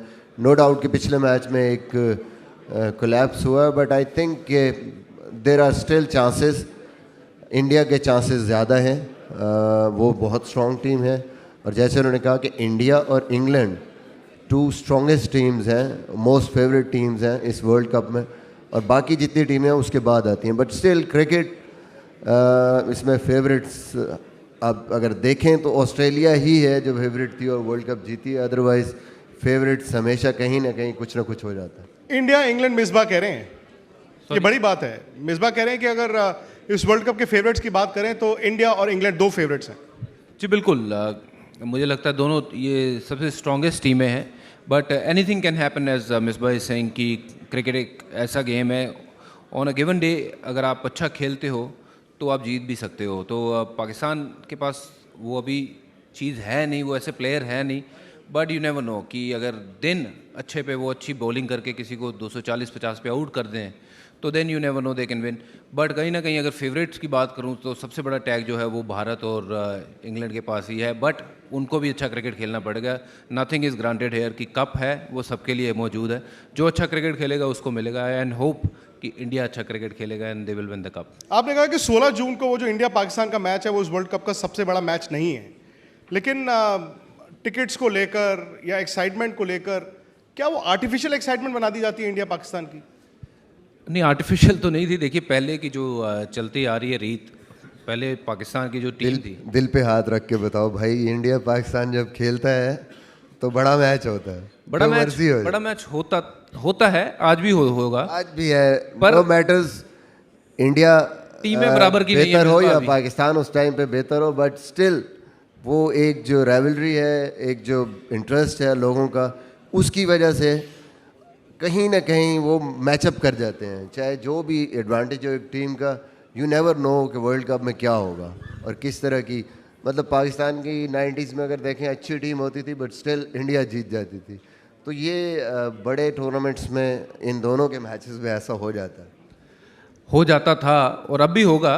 बट अब क्योंकि हमारे पास ना क्रिकेटर बहुत अच्छे हैं, जो हमारी युवा पीढ़ी आई है वो बहुत अच्छी है, और कहीं ना कहीं पाकिस्तान के यंग खिलाड़ी जो हैं, बाबर की बात करूं, बड़ा अच्छा बैट्समैन है, कुछ अच्छे, हसन अली बड़ा अच्छा ऑलराउंडर है, पर कहीं ना कहीं इंडिया के पास ना 11 मैच विनर हैं, तो उनको उनके दिन पे हराना पाकिस्तान की इस टीम के पास तो मुझे नहीं लगता है दमखम है। बाकी क्रिकेटर कुछ भी हो सकता है, हाँ अगर पुरानी पाकिस्तान की टीम आ जाए तो फिर बात अलग है, क्योंकि वो टीम में बहुत ज़्यादा दमखम था। पर उस टाइम भी इंडिया इसलिए जीतती थी क्योंकि प्रेशर को बेटर झेलती थी। ऐसा नहीं था कि हमारे पास बेटर खिलाड़ी थे या पाकिस्तान के पास बेटर नहीं थे, इनके पास बहुत बड़े बड़े नाम थे। इंजमामुल हक की बात करूं या यूनिस खान की बात करूं या मिसबाह खुद इनकी बात करूं, लाला की बात करूं, अफरीदी की, तो चीज़ें थी इनके पास भी, वो धार पूरी थी। बट कहीं ना कहीं प्रेशर जो था वो इंडियन टीम बेटर हैंडल करती आई है। और मुझे लगता है कि ये जो भारतीय टीम है ना, ये बहुत ज़्यादा एक्सपीरियंस टीम है, लगातार जीतती आई हुई है, कॉम्बिनेशन अच्छा है और बड़े बड़े नाम है और परफॉर्मर है। विराट कोहली कितने बड़े डिसाइसिव फैक्टर रहेंगे? जाहिर है विराट कोहली मेरे ख्याल में इस time one of the best batsman, top हर तीनों फॉर्मेट्स में। और ऑब्वियसली जो हंगर है उनका, और जिस तरीके से वो डिसिप्लिन है और जिस तरीके से वो चाहते हैं हर मैच को जीतना और हर मैच में मैच विनिंग परफॉर्मेंस देना, वो एक बहुत बड़ा फैक्टर है इंडिया की टीम के लिए। और ऐसा फैक्टर हमेशा, जब एक इतना बड़ा फैक्टर होता है कोई भी आपकी टीम में, वो आपकी टीम के लिए एक पॉजिटिव भी होता है और सम टाइम वो नेगेटिव भी होता है, क्योंकि अपोजिशन को ये होता है कि अगर नो डाउट के बाकी मैच विनर्स भी बहुत ज़्यादा हैं इस इंडिया की टीम में, लेकिन फिर एग्जांपल लें चैम्पियंस ट्रॉफी फाइनल की, कि जब ऐसा बड़ा फैक्टर आपका कहीं फेल होता है या वो जल्दी आउट हो जाता है, तो सडनली वो सारा जो एक पॉजिटिविटी होती है वो टीम को नेगेटिव उसमें भी चेंज कर सकती है। तो सडनली आप देखते हो कि हमारा इतना बड़ा एक पिलर गया है, तो उसके बाद आप उस प्रेशर को हैंडल करना भी आपके लिए कहीं ना कहीं मुश्किल होती है। But obviously Virat is the key for India, no doubt कि MS धोनी हैं, रोहित शर्मा हैं, बॉलिंग लाइनअप बड़ी स्ट्रॉन्ग है, सारे इस टाइम बड़े कॉन्फिडेंट हैं, बट स्टिल आई थिंक कि की विराट कोहली होगा एक प्रेशर सिचुएशन में, प्रेशर मैचेस।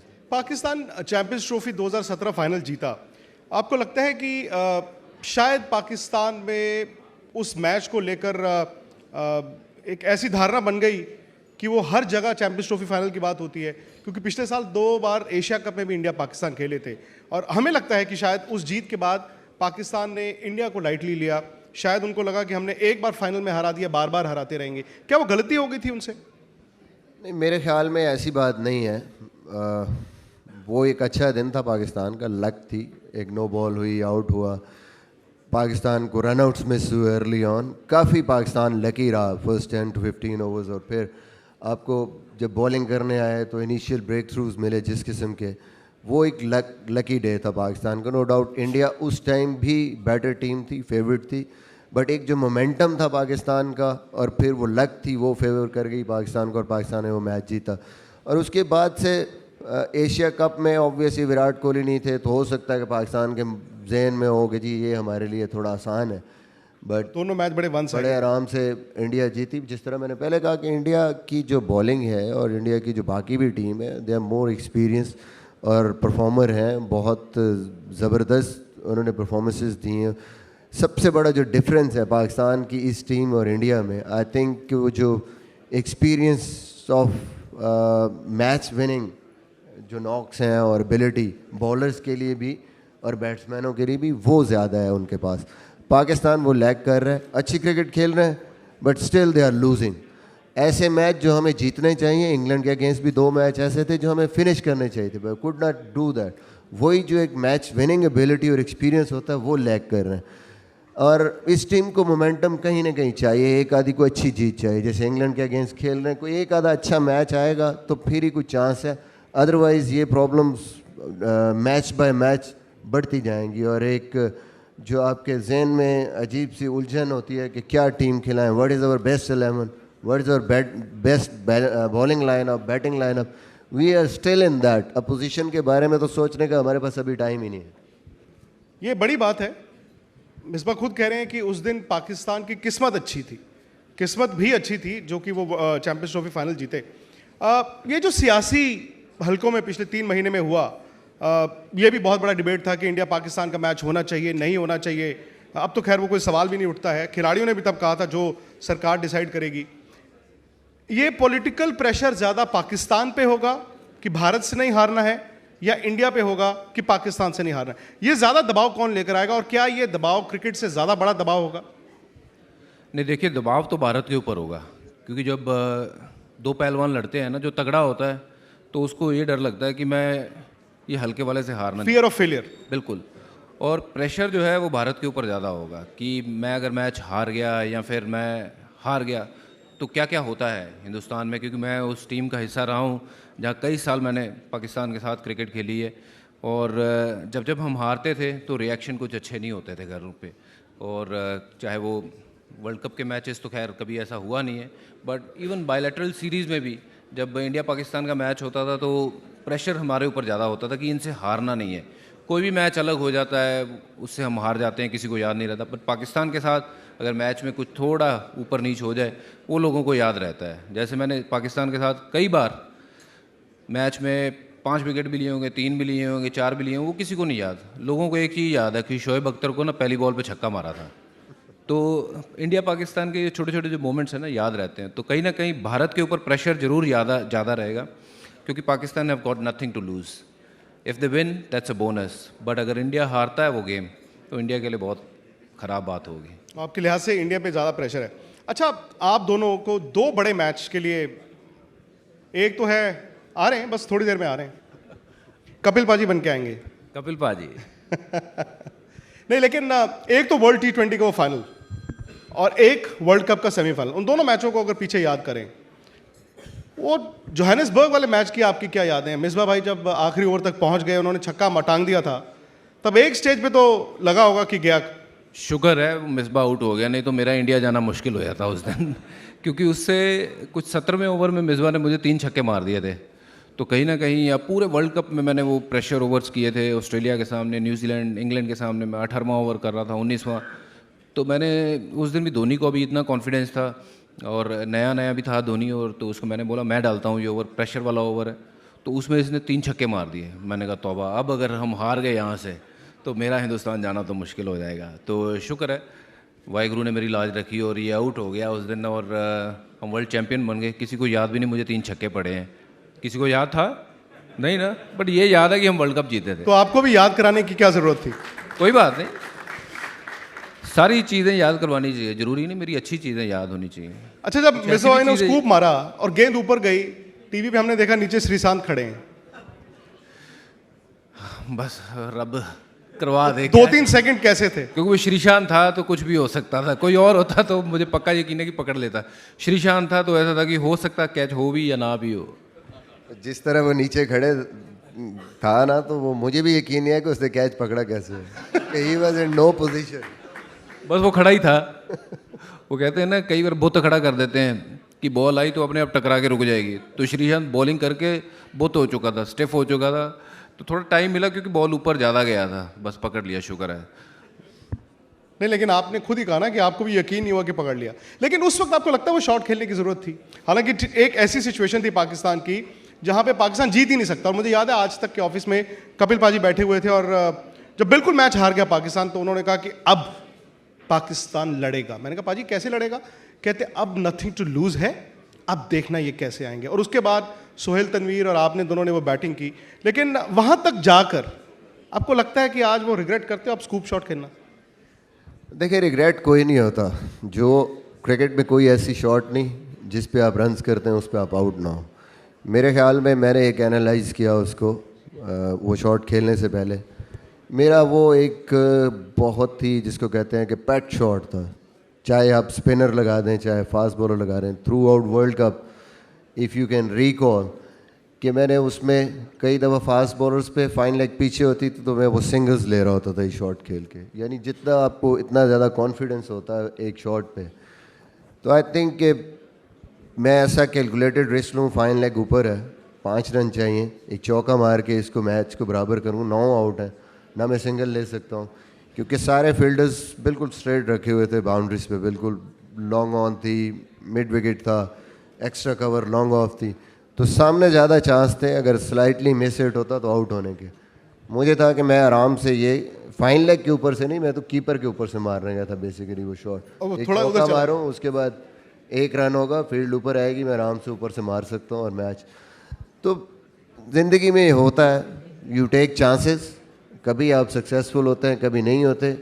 ओवरऑल अगर मैं एनालाइज करूँ उस मैच को, आई थॉट कि हमें वो मैच बहुत पहले जीतना चाहिए था, जितने रन्स थे वो इतने ज़्यादा रन्स नहीं थे, बाउंडर्स की बाउंड्रीज़ को और उस पिच को जहन में रखते हुए हम गंदी क्रिकेट खेले, India was better at that day, वो डिज़र्व ज़्यादा करते थे, बट जहाँ से भी मैच बना जो भी बना, आई थिंक वो यही वजह थी कि फाइनल वो इंडिया जीती। ओवरऑल अगर हम अच्छी क्रिकेट खेलते तो मेरे ख्याल में हम जीतते। वो ज़्यादा हार चुकी या वर्ल्ड कप सेमीफाइनल मोहाली 2011? लेकिन दोनों मैच फाइनल, दोनों मैच बहुत बड़े मैच थे।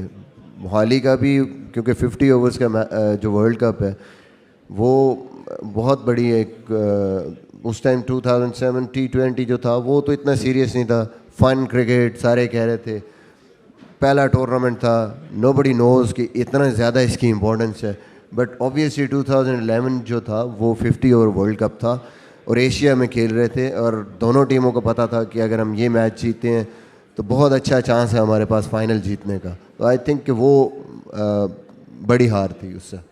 और मुझे याद है मैच से पहले शायद आपको, मुझे नाम नहीं खिलाड़ी का, शोएब अख्तर ने या शाहिद अफरीदी ने कहा था कि बॉम्बे के लिए एक्स्ट्रा टिकट्स दे देना क्योंकि इंडिया तो हार जाएगा और पाकिस्तान ने जाना है, और आप उनको कुछ टिकटें चाहिए थी मैच की। नहीं, शोएब अख्तर मुझे नीचे मिला था क्योंकि पाकिस्तान से उसकी फैमिली आई थी, और तो शोभी मुझे कहता कि यार कुछ टिकटें चाहिए मुझे सेमीफाइनल की, तो मैंने कहा ले लेना, कोई नहीं मेरे घर। ये वही कह सकते हैं। हाँ, तो क्या मेरा यार भी है, तो मैंने कहा कोई बात नहीं शोभी, मैं दे दूंगा टिकटें। तो मैंने उसको 4 टिकटें दी उसकी सेमीफाइनल की जो मोहाली में होने वाला था। और शोएब अख्तर अगले दिन मैच नहीं खेला, तो उस दिन रात को मुझे बोलता है कि यार फाइनल की भी करवा देना। मैंने कहा फाइनल मैच से पहले मैं कहा फाइनल की कौन सी टिकटें, कौन देखने आ रहा है? कहता नहीं वो हम वहाँ जाएंगे ना। मैं कहा तुम क्या करने जाओगे? अगर तुम जाओगे तो मैं टिकटें तुम्हें क्यों दूंगा? अगर इंडिया तुम्हारे साथ खेल रहा है तो इंडिया आगे जाएगा ना, तुम क्या करने जाओगे? हाँ, किसी तूने देखने आने होगा, मैं तेरे लिए 2-4 टिकटें वैसे अरेंज कर दूंगा फाइनल देखने का शौक हो तो हुआ वैसा ही। हमने सेमीफाइनल खेला, मैच जीते, शोएब अख्तर मिला, मैंने पूछा आना है भाई मैच देखने? अगर आना है तो आ जा, 2-4 दिन मुंबई हमारे साथ मैच जीतेंगे तो फिर पार्टी भी कर लेना। तो शोएब अख्तर बोल नहीं मैं यार अभी चलता हूँ। खैर एनीवेज, वो शोएब अख्तर है, जैसे इसने कहा है, उसको थोड़ी आदत है, वो ज़्यादा फ्यूचरिस्टिक चीज़ों में यकीन रखता है, और खुद मैच भी नहीं खेला। और वो तो इन्होंने खिलाया ही नहीं, इनकी टीम ने नहीं खिलाया। वो तो आज भी कहते हैं कि मैं खेलना चाहिए था। भाई मैं तो कप्तान नहीं था। नहीं फिर क्यों नहीं? हाँ, मैं कोच था। क्यों नहीं खेले? वो तो कह रहे हैं मैं तो तैयार था। ये तो कप्तान और कोच का डिसीजन है। आई थिंक उन्होंने सोचा वहाब ज़्यादा बेहतर बॉलिंग कर रहा है तो उन्होंने वहाब को खिला दिया।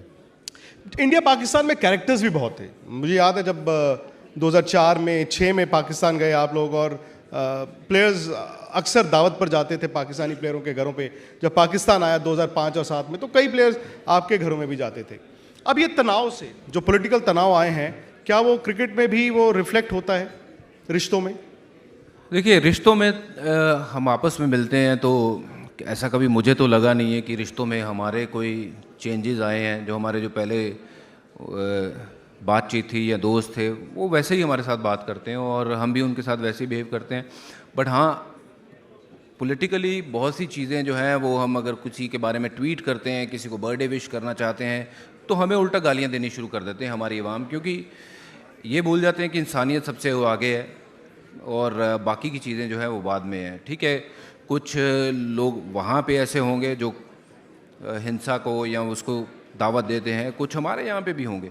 तो दोनों तरफ से कोई ना कोई ख़राब चीज़ें हुई होंगी, बट इसका मतलब ये नहीं है कि पूरा पाकिस्तान या पूरा हिंदुस्तान ख़राब हो गया। तो मेरे लिहाज से जो इंसानियत है वो सबसे आगे रखनी चाहिए, और ये जो चीज़ें हैं ना, इनको बहुत पीछे रखना चाहिए। और देखिए, मैं पहले भी मैंने कहा था कि कुछ भी बात होती है, कहते हैं क्रिकेट खेलना बंद कर दो पाकिस्तान के साथ, बाकी की चीज़ें सब चलती रहेंगी, ट्रेड चलता रहेगा, वहाँ से माल आता जाएगा, जाता जाएगा, दालें आएंगी, चावल आएंगे, सब कुछ होगा, बट क्रिकेट बंद कर दो। क्यों? हॉकी भी तो खेलते हो आप बाकी के स्पोर्ट्स खेलते हो, तो क्रिकेट क्यों बंद कर दें? तो मेरे ख्याल से एक ही तराजू में तोलना चाहिए। आप इत्तेफाक रखते हैं इस बात से? बिल्कुल, मैंने ये बात कही है कि कोई भी स्पोर्ट्स हो उसको पॉलिटिक्स से अलग रखें। देखिए, ये एक फैमिली है, क्रिकेट जितने भी खेलते हैं, पाकिस्तान खेलता है, बांग्लादेश खेलता है, इंडिया खेलता है, दुनिया का कोई भी मुल्क खेलता है, लेकिन ओवरऑल एक क्रिकेट की फैमिली है। और आप आपस में compete करते हो ग्राउंड में, लेकिन एट द सेम टाइम आपके एक दूसरे से दोस्ती भी होती है और आप उस फैमिली का हिस्सा होते हो। तो आई थिंक कि पॉलिटिक्स को बिल्कुल सेपरेटली डील करना चाहिए, उसको अलग रखना चाहिए। और ये स्पोर्ट्स होती ही इसीलिए कि लोगों को करीब लाएं। ओवरऑल एक जो इंसानियत, जिस तरह बात की भजी ने कि इंसानियत ज़रूरी है, उस चीज़ को लोग इन्जॉय करते हैं, एंटरटेनमेंट होती है। और देखें, एक कितना बड़ा जो है वो इवेंट, जब भी पाकिस्तान इंडिया का मैच होता है, कितनी लोगों की उसके साथ अटैचमेंट होती है, कितना उसको एंजॉय करते हैं और कितना उसको फॉलो करते हैं। वो उनसे छीनना मेरे ख्याल में ये कोई मुझे तो कोई सेंसिबल चीज़ नहीं लगती, कोई अच्छी चीज़ नहीं लगती। आप अगर किसी एक इंडियन को अपना आइडल मानते हो, एक क्रिकेटर को, वो कौन होगा? आई थिंक स्टार्ट तो obviously as a batsman Sachin Tendulkar, जिस तरीके से वो थ्रू आउट अपने कैरियर खेला उन्होंने, और इंडिया की क्रिकेट में चेंज जो वाकई एक चेंज आया और इंडिया ने बहुत ज़्यादा अचीवमेंट्स की, एज ए ह्यूमन भी, एज ए कैप्टन भी, एज ए क्रिकेटर भी, MS धोनी, क्योंकि वो उसको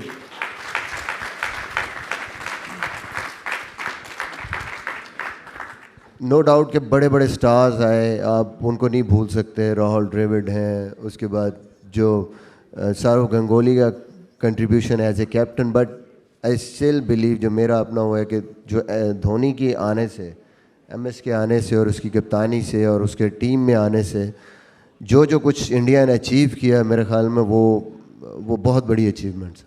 बच्चों, अगर आपको एक पाकिस्तानी कहा जाए चुनने के लिए अपना आइडल, रोल मॉडल, कि यार ये बहुत बड़ा प्लेयर था, जिसके खिलाफ आप खेले हों, जिसके खिलाफ आप खेले हों,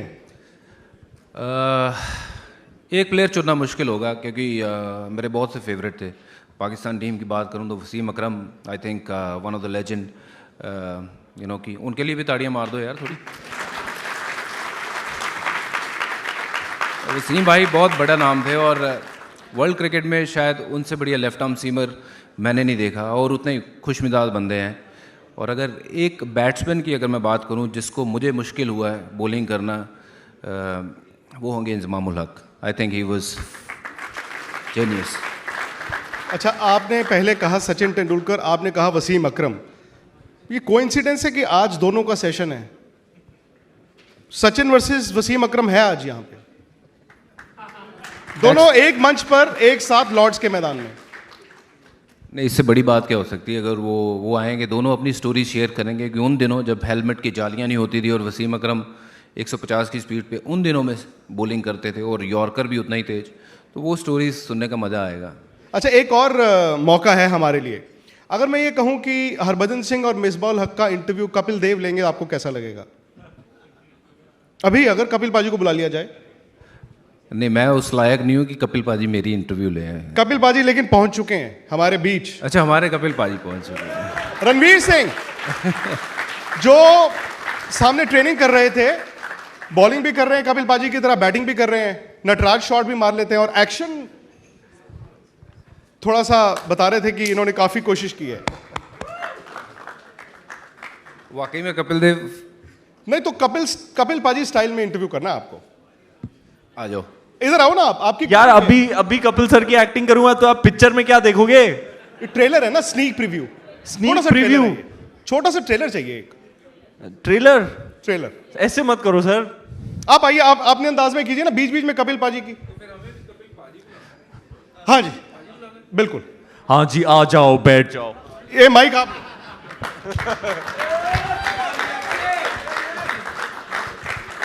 यहां कैसे पहुंच गया मैं, कोई मुझे समझा दो। सर जहां भी स्टेज हो, माइक हो, बंदा पहुंच जाता है, पता नहीं कैसे। सर पूरी टीम लेके आया हूं मैं, boys. Let him know where you at. 83 की किरमानी सर भी आए हैं। लग रहा है ना सर, हु बहू सैयद किरमानी। बिल्कुल सेम। असल में सर मैं बस सबसे पहले तो इतना बयां करना चाहूंगा कि ये मैंने कभी सोचा नहीं था मैं लाइफ में करूंगा।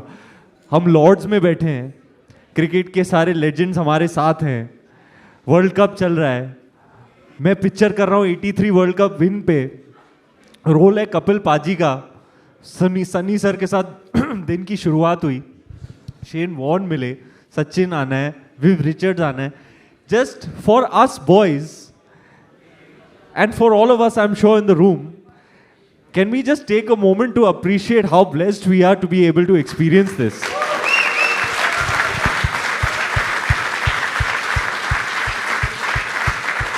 Us Indians, एक बार बलविंदर सिंह संधू के लिए। बल्लू बल्लू बल्लू बल्लू बल्लू। सर आज तो बनता है, आज तो बता ही दो, वो इन स्विंगर का राज बता ही दो सबको। इतने साल जो गुप्त रखा है आपने, जो सिर्फ अमरिंदर पाल सिंह विर्क सीख रहा है अंदर की स्टोरी। ओए अम्मी। Guys, I must say and I must congratulate Ashtak on putting this together. This is like a dream come true for us boys who and for all of us. Sir, हमारे यहाँ तो religion है, हमारे यहाँ तो religion है, cricket is a religion.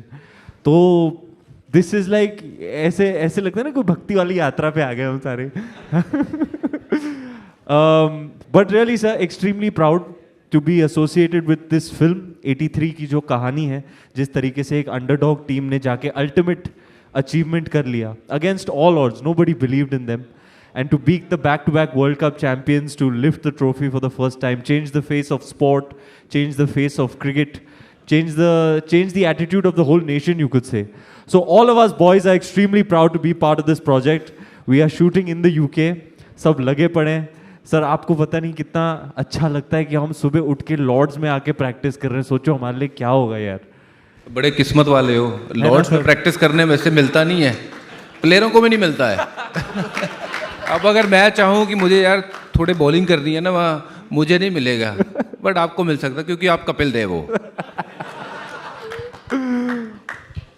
Kapil पाजी दा जवाब नहीं। What a player. We're really missing him today.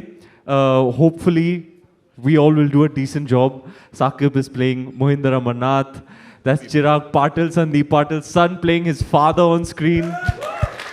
This really is, और आपने सही पहचाना, बिना नाम लिए आपने पहचान लिया ये किरमानी साहब का रोल कर रहे हैं। आओ बोला। A real honor and a real privilege for us to be here, and we're all very proud of this film that we're working on. And it coincides with the World Cup. Sir, World Cup का time है यार, मतलब हमारे सब continent में तो अलग ही माहौल होता है वर्ल्ड कप के टाइम पे। Let's talk about the current world cup. Sir Shane Warne sahab बैठे थे, उन्होंने अपना ड्रीम 11 चूज किया। मैं जानना चाहता हूँ आपके ड्रीम 11 करंट वर्ल्ड कप के। 11 अगर मुझे चुनने हो तो बहुत टाइम लग जाएगा यहाँ पे। हमारे पास टाइम ही टाइम है सर। तुमने कल शॉपिंग कर ली, सुबह नाश्ता कर लिया, अभी बैठो। और है क्या, है ना, टाइम ही टाइम है। बड़ा मुश्किल काम है, बट कप्तान MS धोनी होंगे। कप्तान MS धोनी होंगे, इसमें कोई शक नहीं। ओपनर मतलब मैं इंडिया ने अभी गलत कप्तान चुना हूँ। ये मुझे नहीं पता इंडिया ने कौन सा कप्तान अब चुना है, बट वर्ल्ड क्रिकेट में अगर किसी ने आफ्टर सौरव गांगुली कोई बेटर कैप्टन देखा है पूरे वर्ल्ड क्रिकेट में, वो MS धोनी है। और आज भी मौजूदा स्थिति में जो दिमाग उनका चलता है कप्तानी में, शायद ही किसी को और का चलता हो, क्योंकि 2 साल से मैं CS के लिए खेल रहा हूँ। वो कहते हैं ना कप्तान को 2 कदम आगे होना चाहिए, ये 10 कदम आगे होता है। तो जी भज्जी सर ने सिलेक्ट किया कप्तान, ये जॉइंट एफर्ट होगा sir, this dream 11 current squad का जॉइंट एफर्ट। अच्छा ऑल टाइम कर दे कि करंट कर दे, आप बताओ बॉयज बताओ। करंट, बड़ा फास्ट फॉरवर्ड है तू। सो करंट में कैप्टन होंगे MS Dhoni. Opening partnership, opening मुझे लगता है कि रोहित शर्मा ओपनर होने चाहिए और दूसरे वार्नर, ऑस्ट्रेलिया के। David Warner, Rohit Sharma. Warner का आपके हिसाब रिकॉर्ड, से? वार्नर का रिकॉर्ड इतना अच्छा नहीं है इंग्लैंड में। नहीं, अब हो जाएगा, देखना। मैंने चुन लिया ना उसको। जिसको मैं चुन लेता हूँ वो सोना हो जाता है। अच्छा रोहित शर्मा के लिए आपने कुछ बोला नहीं, उनकी लगता है आपने सिलेक्शन कर दी। वार्नर के आपके लिए क्वेश्चन मार्क है। और कौन हो सकता है पार्टनरशिप में, और कौन हो सकता है जी? देखिए सारे वर्ल्ड क्लास प्लेयर हैं, बड़ा मुश्किल है चुनना। सही बात है, वो शेन वॉर्न भी यहाँ पे जो है ना वो परेशान हो गए थे कि कैसे। सनी भाई आए हैं। अरे बाप रे, विक्रांत की तूने ले ली? विक्रांत की तूने जगह ले ली? विक्रांत ने मेरी जगह ले ली। मेरी जगह लेगा तो मैं तेरी जगह लूंगा ना विक्रांत, क्या रहे? सर आप कहां से आ रहे हो, कहां से जा रहे हो? आज चाय पीने जा रहे हो? जिसको भी फोटो चाहिए वहां चले जाए। मेरे बॉयज को तो चाहिए। सर और कौन हो सकता है? अगर Rohit Sharma we can agree and he is due runs, I feel, I think he can be one half of the opening partnership. दूसरी तरफ कौन? बेस्टो को लेंगे, बेस्टो अच्छे फॉर्म में, रॉय अच्छी फॉर्म में है, रॉय अच्छी फॉर्म में, एनीवन, बट नंबर 3 मेरे ख्याल में विराट कोहली होंगे ही होंगे।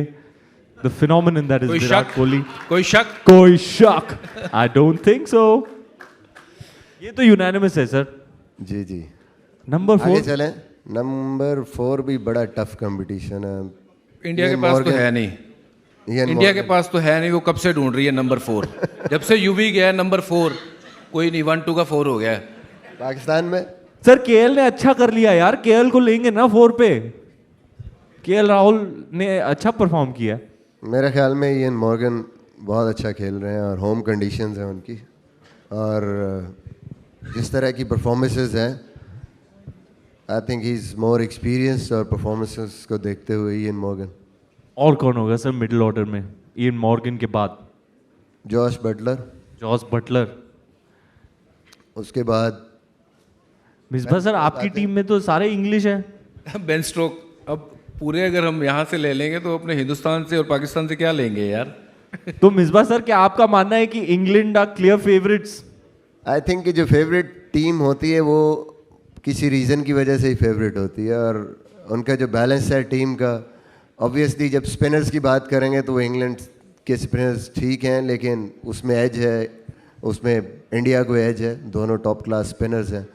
लेकिन बैटिंग अगर इस टाइम देखें और ऑलराउंडर्स देखें तो वो इंग्लैंड की टीम के पास बहुत स्ट्रॉन्ग है, और इसी वजह से मेरे ख्याल में वो इस टाइम नंबर 1 भी हैं और सबसे ज़्यादा फेवरेट भी वही हैं।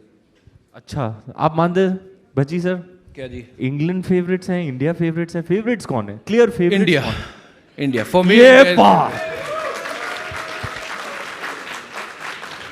जिंग चिक चिक जिंग जिंग चिक चिक जिंग जिंग चिक चिक।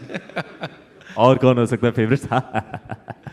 अच्छा कपिल पाजी कैसे बात करते हैं, कुछ वैसे बोल के भी तो दिखा दे यार। नहीं यार मैं अभी सब दे दूंगा तो आप पिक्चर नहीं देखोगे।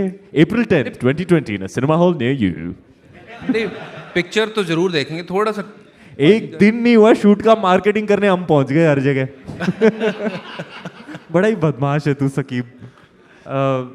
तो सर सांडू सर हमारी क्लासेस ले रहे हैं, रोज प्रैक्टिस करते हैं हम 3-3 4-4 घंटे। Tell me who plays the best among you guys? Sir एक तो हमारे हार्डी साहब हैं। हार्डी तो क्रिकेट खेलता था, आउटस्टैंडिंग प्लेयर है। ओ मद्दी पाजी बन गए हो। हाँ मदन लाल का रोल कर रहे हैं। The pride of Punjab Hardy Sandhu ladies and gentleman is in the house. Hardy actually cricket खेलता था। बड़ा ही मल्टी टैलेंटेड लड़का है सर, एक्टिंग करता है, क्रिकेट तो बहुत बढ़िया खेलता है, लेकिन सबसे खूबसूरत गाता है मिसबा सर। आप सुनना चाहेंगे? आ जाइए गाने आप सुनना चाहेंगे? हार्डी संडू लाइव गा रहा है, क्या बात है लॉर्ड्स में। अरे सड्डे नाल रव कहते ऐश करोगे। बॉयज वी मस्ट चाइम इन, आए हैं तो एंटरटेन करके जाएंगे। देखो इसकी स्वेटर, रणवीर सिंह के कबाड़ से चुराई हुई ये स्वेटर। कौन सा गाना सुनना पसंद करेंगे? ऑब्वियसली यार फेवरेट सबका। चल यो सारे फैंस को भी हार्डी हेलो, आप सबकी क्या बात है? Everybody put your phones in the air। तेरा मुखड़ा चंदा टुकड़ा नी तेरी अनक तेरे शू, क्या बात है बॉयज, क्या बात है नी तेरा काजल करदा पागल हिप्नोटाइज करे जट नू, क्या बात है, क्या बात है। तेरे लक तो तू लगदा कराची दी, फैन मर जानी है बुगाटी दी, दिल कर तेरे नाल बन्निया रवां, तेरे जिस्म च खुशबू लाची दी, नी तेरी अख ते तिखा नक ते उत्तों माशाअल्लाह मुंह, मैं क्या क्या बात है, क्या क्या बात है। और तेरा कंगना कंगना कंगना, ये आपकी फेवरेट लाइन है ना? हाँ सर। तेरा कंगना कंगना कंगना हाय हाय, क्या बात है। वो देख क्लीन बोल्ड हो गई। सो पाजी बहुत इतने चिर बाद मैं दोनों मिले यार। बिल्कुल बिल्कुल। Thank you Hardy, thank you. Thank you Hardy. ये देखो हमारे नेचर में ही है, सीरियस क्रिकेट डिस्कशन को हम वैरायटी एंटरटेनमेंट बना रहे। ऐसे लग रहा है। और ये क्या हो गया? ये देखो ना, ये बदमाशी है, ये विक्रांत की बदमाशी है, मुझे पता है। अपना टाइम आएगा, उठ जा अपनी राख से दूर जा तलाश में, परवाने की आसमान भी सर उठाएगा, आएगा अपना टाइम आएगा, मेरे जैसा शाना लाला तुझे ना मिल पाएगा, ये शब्दों का ज्वाला मेरी बेड़ियां पिघलाएगा, जितना तूने बोया है तू उतना ही तो खाएगा, ऐसा मेरा ख्वाब है जो डर को भी सताएगा, जिंदा मेरा ख्वाब अब कैसे तू दफनाएगा, अब हौसले से जीने दे, अब खौफ नहीं है सीने में, हर रास्ते को चीरेंगे हम, कामयाबी चीरेंगे, सब कुछ मिला पसीने से मतलब बना जीने में, क्यों? क्योंकि अपना टाइम आएगा, तू नंगा ही तो आया है, क्या घंटा लेकर जाएगा? अपना टाइम आएगा, यो अपना टाइम आएगा, अपना टाइम आएगा, तू नंगा ही तो आया है, क्या घंटा लेकर जाएगा?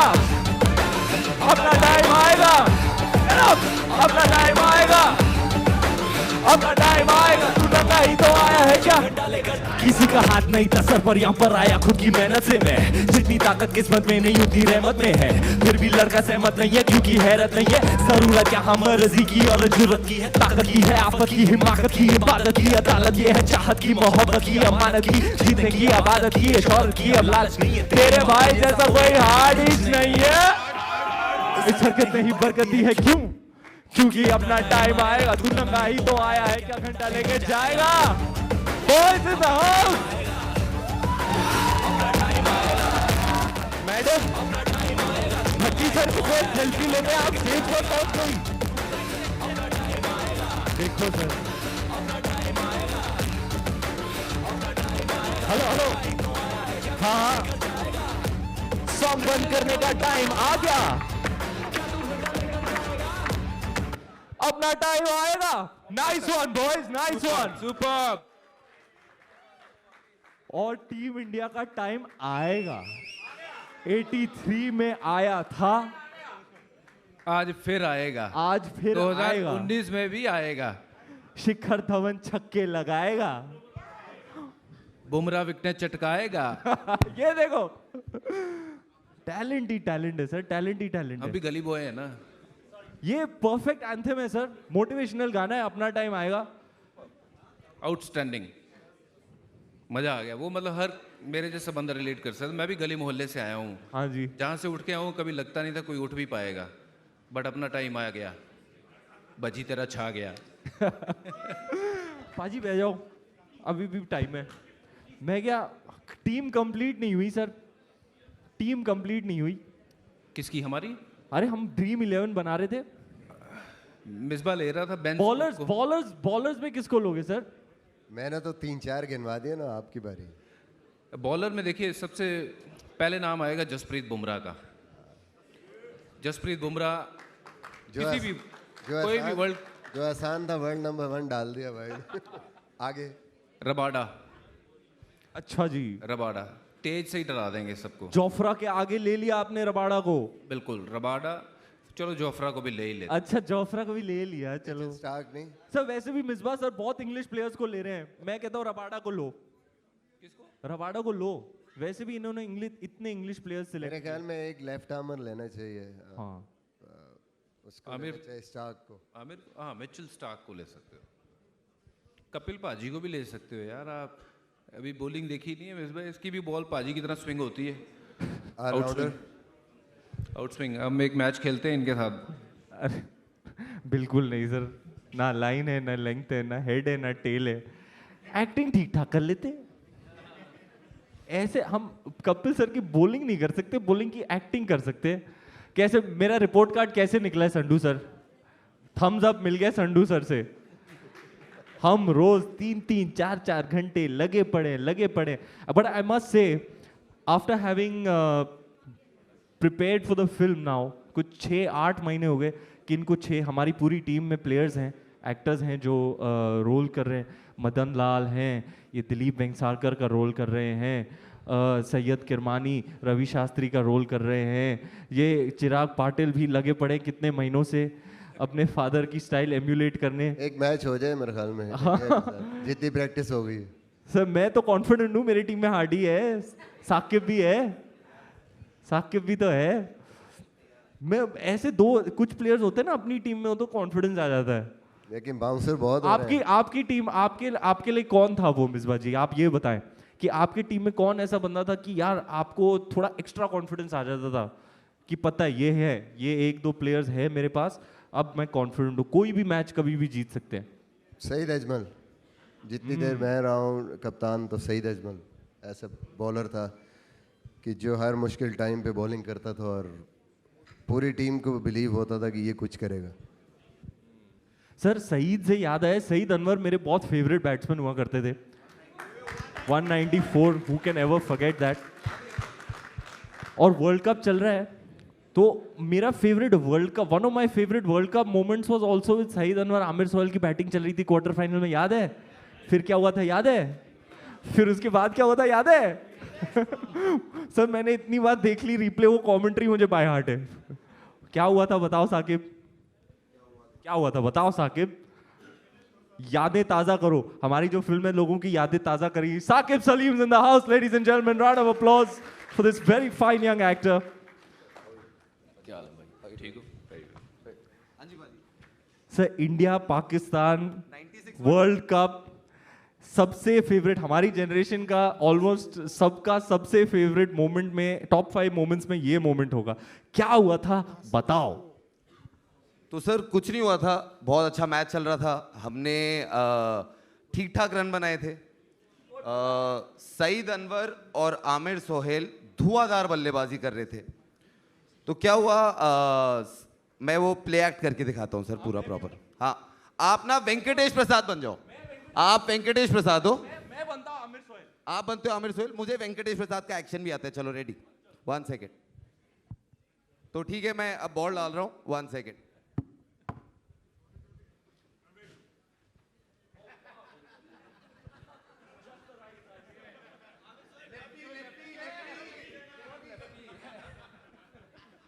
इतनी दफा देखने के बाद पता नहीं चला। एक और बार प्रसाद का एक्शन दिखाओ यार, एक और उधर वालों के लिए भी दिखाओ।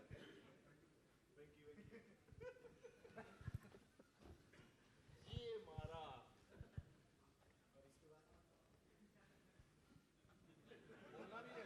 क्या बोला? आपको पता है क्या बोला? बताओ ना, आप ये तो बताओ क्या था। मैंने वैसे ही बहुत कुछ बोल चुका हूँ, अब बोलने की जरूरत नहीं है। मेरी वैसी रेपुटेशन वैसी है, मैं जहाँ खड़ा हो जाता हूँ कि छोड़ो यार निकलो, ये गालियाँ देगा।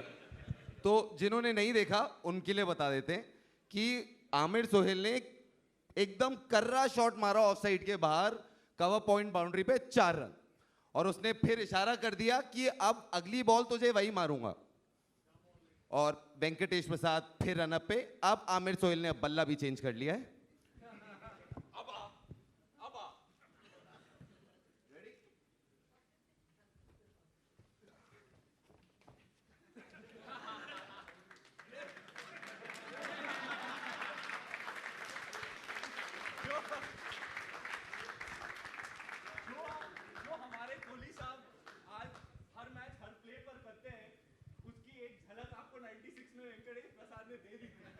तो एग्रेसिव क्रिकेट तब से ही हमारी नसों में है सर। कैसे किया था, जरा दिखा तो, स्लो मोशन में देखो।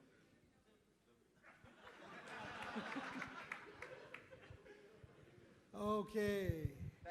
Can we please have a round of applause for Harbhajan Singh, Misbah-ul Haq, Ranveer and the entire team of 1983.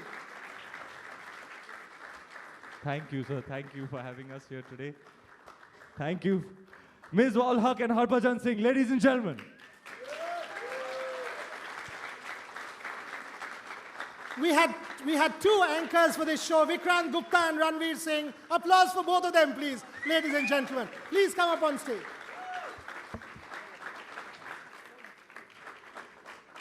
Okay, one hygiene announcement. Please do not get up from your seats because it's sort of delaying proceedings. We've got to jump into the next session straight away. Remain there. Back to serious cricket discussion with two of the very best the world of cricket has ever seen. Defending World Cup winning captain Michael Clarke and former England captain Nasir Hussain.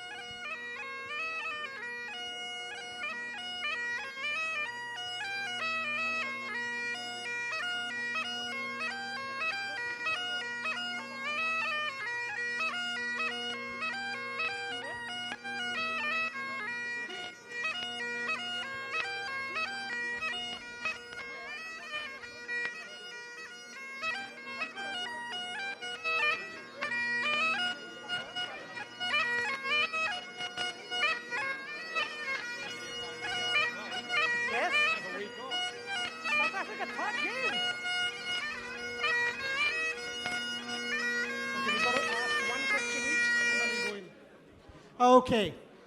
Nasir Hussain and Michael Clarke, backdrop of Lords. Very quick 30-second answers. Your favorite memory of Lords? Oh, so many. I think playing here for the first time, I think it's as special a ground as there is around the world. I think the history and tradition that comes with this venue is something you really cherish as a player. So playing here for the first time in 2005 was very special. Nasir? Every time I played here, it's the greatest cricket ground in the world, the history of the place. You're in a real amphitheatre when you're in the middle. My last game, for everyone concerned, was the best idea I ever had, was to retire. We beat New Zealand and I got a few runs. So some good memories from my last game, but this is a sensational cricket ground.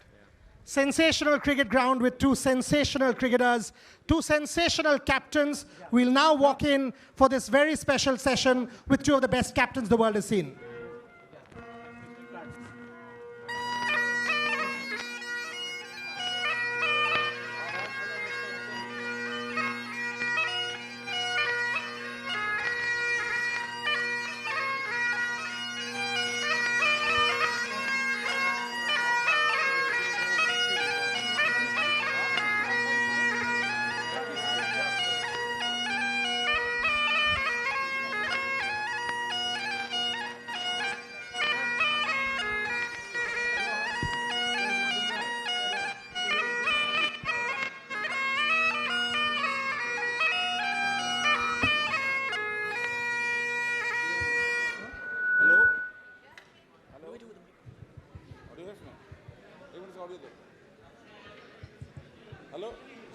Hello hello hello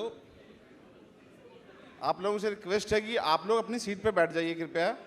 बार बार यहाँ आना जाना movement मत कीजिए, ये एक television event है, ये live telecast हो रहा है इंडिया में आज तक और इंडिया टुडे टीवी पर। आप लोगों के बार बार आने से बहुत परेशानी हो रही है हमें, इसलिए कृपया आप अपनी सीट पर बैठ जाइए और जब सेशन खत्म हो तो फिर आप उठ सकते हैं, लेकिन जब तक सेशन चलता रहे कृपया आप शांतिपूर्वक बैठे रहें अपनी सीट पर। इस तरह से सेशन नहीं चल सकता, ये चूँकि आप समझिए ये लाइव जा रहा है टेलीविजन पे, बहुत दिक्कत हो रही है, बार बार आप लोग स्टेज के सामने आ जाते हैं, बहुत परेशानी होती है, इसीलिए आप लोग कृपया बैठ जाइए शांतिपूर्वक।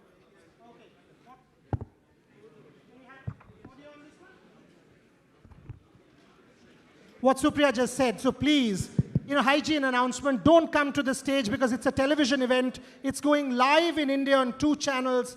It will not look nice because 1 million plus, several million people watching at the same time. So if we just be a little more considerate to all of our viewing public back in India, it will be much appreciated. So please, as a hygiene announcement, don't jump onto the stage. After the session is over, you can absolutely meet the superstars, but for the next few minutes, calm down and let's get on with the session.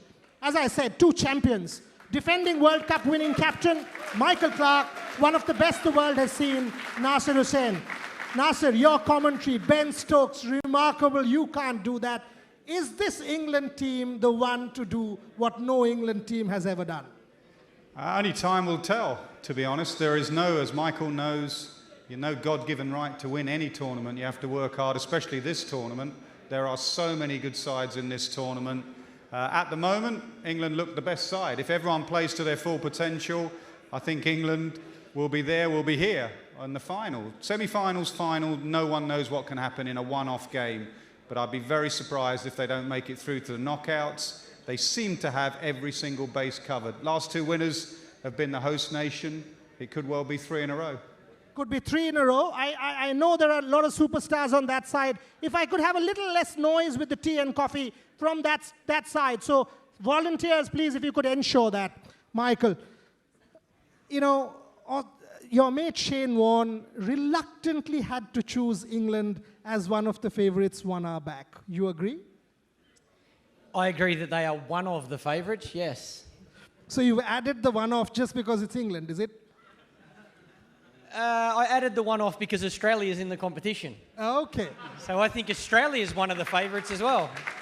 So you actually think Australia, because Shane selected India and England and said Australia has an outside chance. But you think Australia one of the favourites as well? I think Australia can win this tournament. I really do. I think 8 months ago I wouldn't have said that.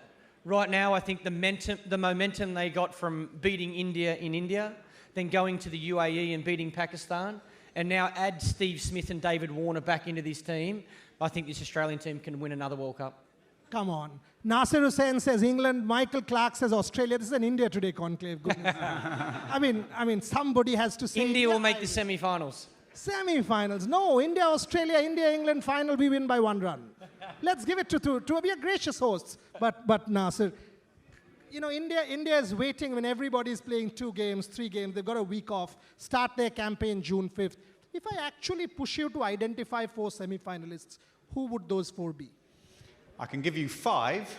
I'm not sure I can give you 4. England, Australia, New Zealand, West Indies. Who have I mentioned there? England, India, Australia, New Zealand, West Indies. That's 5. 4 of those 5, you just don't know until net run rate could come into it. Any 4 of those 5 could not only reach the semis, but could win this tournament. Michael? I think my 3 certainties are Australia, England, India to make the semi-finals. And then I think West Indies are the dark horse. I really think West Indies are the type of team that are going to make 380, 400 and then be bowled out for 100. So it really depends what day you get. But I think they're going to be the 4th team in the semis. Okay. 2 of the best leaders. So let's talk a little bit about leadership, because that's something that we've not touched about today. Harbhajan Singh was on stage a few minutes back with Ranveer Singh and said, even if Virat Kohli is captaining this team, MS Dhoni is the real brain, he's the best captain the world has seen since Sourav Ganguly. Leadership, how important is it in a 50-over format? How important is the role of Eoin Morgan? Again, please, can I have some silence from the right side? How important is the role of Eoin Morgan? Because several rate him as one of the best captains. Nasser? Very important. I mean, the whole reason England are favourites for the tournament is because of Eoin Morgan and his brave style of captaincy and cricket. He has been very determined to continue on this path and have no doubts at all. What is the one thing that's going to hold England back on this tournament is not talent, it's pressure. As Michael knows, once you go into a tournament as favourites at home, you have to deliver. Everyone, the expectation, we saw it at the Oval the other day, they were singing, cricket's coming home. They seem to be getting a little bit ahead of themselves, the England fans, but that's the expectation and pressure. And one thing Owen Morgan does seriously well is soak up pressure. He is the coolest, calmest captain. He's got a little bit of MS Dhoni about him, that sort of Mr. Ice Cool. But you just, as I say, on a given day, he's got to make sure he translates that into a performance for his team so that if they are playing India in a semi-final and India go out and get 370 and it's spinning, can they then deliver? That's not about captaincy, that's about performing when it counts. The great Australian sides, when they won those big tournaments, it wasn't about captaincy, it was about delivering on the day. Their star players, whether it be the final here against Pakistan, when Warne bowled that spell, whenever, they have always delivered under pressure. He's actually set it up for you, Michael, but before that, think about this. Liverpool wins the Champions League, Europa League, 2 English sides, England go on to win the cricket tournament. What will happen to this country? So what if Brexit's not working?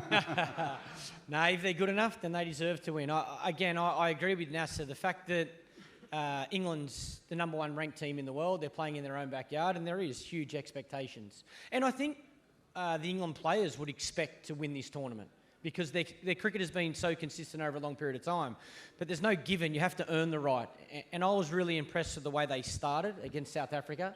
I thought that might have been a really good indication for all of us to see how England were dealing with the expectation, the pressure. But it wasn't just the fact they won, it was the way they come out and played. They lost Bairstow in the first over, yet they still played with that aggressive intent and approach. So I think that holds England in good stead. It shows they're not scared of losing, they don't fear failure, and they're willing to play the brand of cricket that has helped them have success. But in saying that, I still think there's other teams in this World Cup that can compete and beat England on their day. I think you look at a number of the teams, there's some good bowling attacks, both fast bowlers and spinners, so you can get batsmen out, and I think that's your greatest challenge on good flat wickets. He mentioned the word pressure. I mean, you were unwell, you were recuperating from a career-threatening injury, coming back, playing the World Cup at home, calling it a day on the eve of the World Cup final in that press conference, winning it for Australia. Can you tell us, I mean, home pressure, home advantage, what is more? Is it home advantage that helps you, or 100,000 people at the Melbourne Cricket Ground, or 45,000? Unfortunately, it wasn't 45,000 because there were 29,000 Indians in the SCG when India and Australia played. So Michael was outnumbered. But talk to me about home pressure. Yeah, look, I think there's so much expectation from within as a professional athlete that you want to perform every time you walk out onto the field. You expect to win. That's why you train every day. So I think that is always going to be more pressure than anybody else can put on you.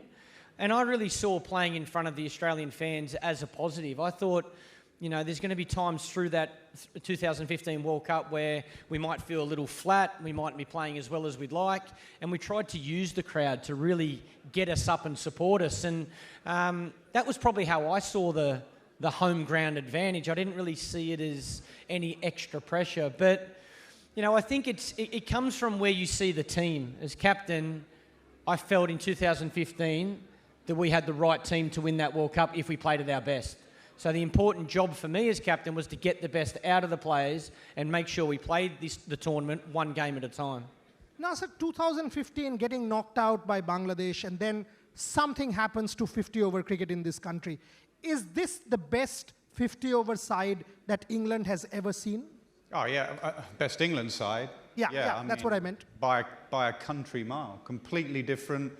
Anyone around the world will tell you that. There has never been a better England white ball side than this. At the end, when they were knocked out against Bangladesh, in the old days, we used to reward test match players like myself or Michael Atherton or Alistair Cook, whoever. They used to go and give them a reward, go and play in white ball cricket. It wasn't whether you were good enough or not, just go and play white ball cricket. At the end of that World Cup, the last one, Owen Morgan sat down with Andrew Strauss and said, this has got to change. We have players, we have Jason Roy, we have Alex Hales, we have Josh Buttler, we have all these lads that can play white ball cricket. Why aren't we picking them? So we picked them. picked a coach that understands white ball cricket as well in Trevor Bayliss, has a lot of success in white ball cricket, and the revolution began. And it's also quite cyclical, because before that, apart from maybe Peterson and Flintoff to a degree, various leagues like the IPL didn't want our white ball players, so we never got any better. Now that we got better, IPL wants Joss Buttler, they want Ben Stokes, they want Johnny Bairstow, they want all these cricketers, and they get even better. And we're seeing that on the world stage now. Both of you have been serious supporters of Virat Kohli. Let's get to Virat. I mean, 1.3 billion. Today morning, yesterday Virat had a thumb injury and the whole of India was almost had come to a standstill. What's happening to the captain? And he says, am I allowed to sneeze? I mean, yes, it's a joke, but to talk about the amount of pressure that we have put on that man. 1.3 billion, he's beaten Australia and Australia in a test series. Hypothetically speaking, if he goes on to win this World Cup, will he become the best ever captain batsman in the history of the game, given the amount of pressure that there is on him? Michael, you go first. Will he be the best ever captain batsman that India's ever had? I think that's a big call. I'd probably separate the two. I think there's, when I think of Indian captains, the standouts for me are Sourav Ganguly and MS Dhoni. I think Virat continues to grow and get better as a captain. And I think he's doing a wonderful job in getting the best out of his team. As a batsman, there's probably no one that's even close to him in one-day cricket, to be honest. I think his record sits him on his own. I think of the two greatest players I ever saw were Sachin Tendulkar and Brian Lara. And I guess, through my career growing up, I got to watch those two a lot in particularly Test cricket. But they were both great one-day players as well. But I feel like at the moment, Virat's standard in one-day cricket, statistically, he's better than anybody else. So, look, no doubt he's a great of the game. And again, like Sachin, to be able to handle the pressure and the expectation of 1.3 billion people idolising him, and then day after day be able to walk out onto the field and perform, just sets you apart. I think of, for me, the other one as well, who I think's here at the moment, Sunil Gavaskar, the way he played, the way he set a foundation for Indian cricket, the way, he grabbed the nation and really made Indian cricket so special to this country. I think, Sunny deserves a lot of credit for that as well. Nasir, always, when we talk Virat Kohli and this partnership keeps coming up, Virat Kohli and MS Dhoni. How important is MS Dhoni behind the stumps for a Virat Kohli? Well, I think they dovetail pretty well. The coolest character on the planet, MS Dhoni. Imagine being in Mumbai that night, 2011, and you just turn to the coach and say, you know what, I'd like to go up the order and finish this World Cup off and win it. And he does with the hit over long on like he did. That is cool, calm, I want to be in the middle delivering. So when you're Virat Kohli, you're the other extreme, really. Virat, in everything he does at 100 miles an hour. You watch him play football before a game. He wants to win. He's basically a winner. He's that driving force. Why are his stats so good in a run chase? Because he sees this target, he sees winning, and that is all in his mind. He's not worried about the dollar sign, the pound sign, the billions of Indians that are following him. His day is not complete unless he has won. Doesn't matter if he's got 150 and lost. So I think that's his greatest asset as a captain, the driving force. I was there in the 2011 World Cup and I interviewed him when he was running around the ground. I said to him, what's it like being, carrying Sachin on your shoulders? And he went, well, Sachin has carried Indian cricket over the last 15 years. And I thought there will never be a cricketer in India that can replace Sachin Tendulkar. And there was. And it is a remarkable story that you think Sachin's record will never be broken, and the lad that was there on that day carrying Sachin around the ground it will break his records, and that is a phenomenal achievement. He is a phenomenal player. Michael, on the day of Sachin's retirement, Sachin was at the Wankhede sitting on his cricket coffin and crying. Virat Kohli walks up to Sachin Tendulkar, touches his feet as we do in India, paying respect to elders. And he wears these these strings around his arm, Yeah. I mean his hand. He opens them, he says, my late father had given these to me and said, if there was anybody I respect the most, I should give these to that person. You are the only person who deserve all of this. So he touches Sachin's feet and gives them to Sachin. And Sachin, very emotional, takes Virat and says, Tujhe yahan nahi, as in, not on my feet, but you've got to be here in my heart. And they embrace. And for me, that one moment, the baton passed from one legend to the other. And as Nasir said, 4900s will be broken this year. Unbelievable. It's phenomenal. 25 in a run chase. Yeah, and I think it's a great example of what sport does as well. It allows you to, not just look up to somebody, but actually idolise them. And I think a big part of, Virat's success, I think he's got a lot of that drive from watching the likes of Sachin be so successful, or, the way Surav or MS captained India. I think Virat says that openly as well, that he has his own style, he has his own way, but he's taken little pieces of knowledge and information and success from a number of different players. And I think Sachin was obviously one of the guys that he idolised. The one thing, again, people see Virat Kohli on the field and see that aggressive intent and that want to win attitude. There's not too many nicer people off the field as well. So kind, so gentle, wants to give back to the game. And Sachin was exactly the same. Sachin, you could see that on the field, but you also get that from Sachin off the field.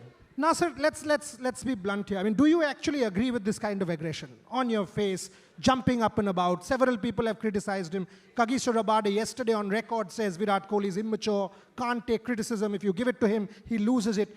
How do you, as a captain who's been there, done that several years, look at Virat Kohli's aggression on the field? Well, I love it, to be honest. I mean, I played...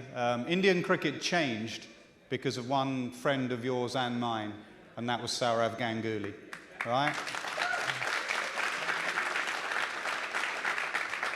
Before, Sourav never was bothered about being friends with people, keeping Steve Waugh waiting for the toss didn't bother him too much. Taking his shirt off and waving it on the balcony at Lord's didn't bother him too much. Before Ganguly, most of the people, as most of Indians are, and remember, I was born in that country, most of the Indians are people like people in this room. Very welcoming, very lovable, very friendly. Ganguly transformed India from a very lovable, very friendly, very nice cricketing nation into a ruthless cricketing nation. One that was just interested in winning. And that has been taken on. And if I ask people in this room, which would they prefer? A very nice Indian team being knocked out in the semi-final, or a ruthless, in-your-face Virat Kohli team being here and lifting the World Cup? Okay. Make your choice.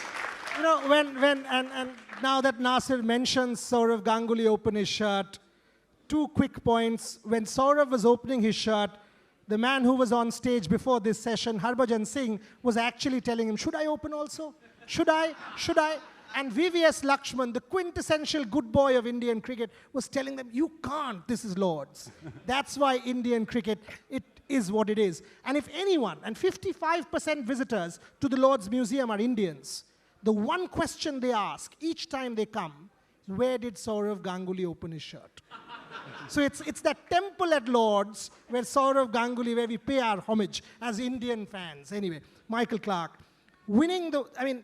yesterday also when David Warner and Steve Smith were batting together, they were barracked, they were booed, they were called cheats. How do you as players react to such crowd behavior? Will they take it in their stride? We know what they've been through. They've come back and how important they are to Australia. How important are these two and what difference do they make? Yeah, they make a huge difference. They're two great players. And they're two very different personalities as well. I think someone like David Warner, he won't feel the criticism at all. It won't affect him. He'll probably embrace it and wind the crowd up and laugh along with them. If they're booing, he'll boo with them. It won't bother him. Steve Smith's a lot different, a lot more emotional. He'll probably feel it a lot more. But I think both these players are expecting to be booed as well. I think they know what comes with the events of the past 12 months. I think they're both just so excited to be back in the Australian team, back playing. and both performing really well. So I think Australia's a different team with them. There's no doubt about it. Without Smith and Warner, I don't think we can win this World Cup. With them in good form the way they're playing, I think Australia can. You know, when you look at it from the outside, I mean, do they deserve the treatment that they got? I mean, now that they're back and the way they are being treated here, or fine, it happens. Well, they did the crime, and now they've served the time. I think we as broadcasters have to move on from it. They've done their time. Some would say a year was a little bit excessive, to be honest, but they've done it. We've all made mistakes in life. You move on. And now they're back playing. Australia have done absolutely the right thing to pick them. They're the best two players, or two of the best players on the planet right now. Smith and Warner, how can you leave Smith and Warner out your side? No way. Serious players. So, but as Michael said, you know, can you imagine being Nasser Hussain and Michael Vaughan going to Australia and having committed such a crime?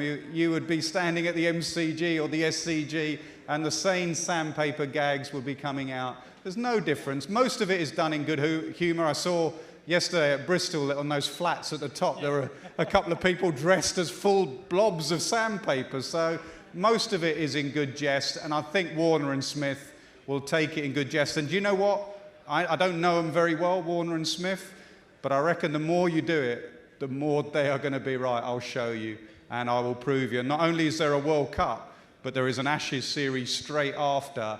It won't affect them one single bit. Australian cricketers are a little bit tougher than that. That won't bother them one bit. Agree. You know, Shane Warne was in one of the sessions before this one, and we talked a bit of spin. You know, the way recent cricket is being played, 7-8 runs being scored in the middle overs. Do you think that spin, especially wrist spin with Kuldeep and Chahal, can have a major bearing on this World Cup for India? Perhaps India is the only team with two such spinners, Nasser. It's all relative. I think the days of a spinner running up and bowling 10 overs, 4 for 30 or something, as the great Shane Warne himself or Harbhajan or something like that, those days have gone, because I think with the fielding restrictions, the pitches, the skill of the batsman, the 360 hitting, the ball staying hard, I think if you now bowl 10 overs, 3 for 60, you have made a serious impact on that game. And they're the sort of stats that the Indian spinners and better will play. I think wrist spin has a massive role to play. There's also been a big crackdown on actions. So a lot of the mystery spinners that used to spin it both ways and bowl doostras, etc., have been taken out of the game. Even someone like Narain has gone out of the game internationally and he can't bowl those varieties. So spin will have a huge impact. The only difference between this and previous Champions trophies in England, the pitches will stay pretty good. There won't be as many used pitches.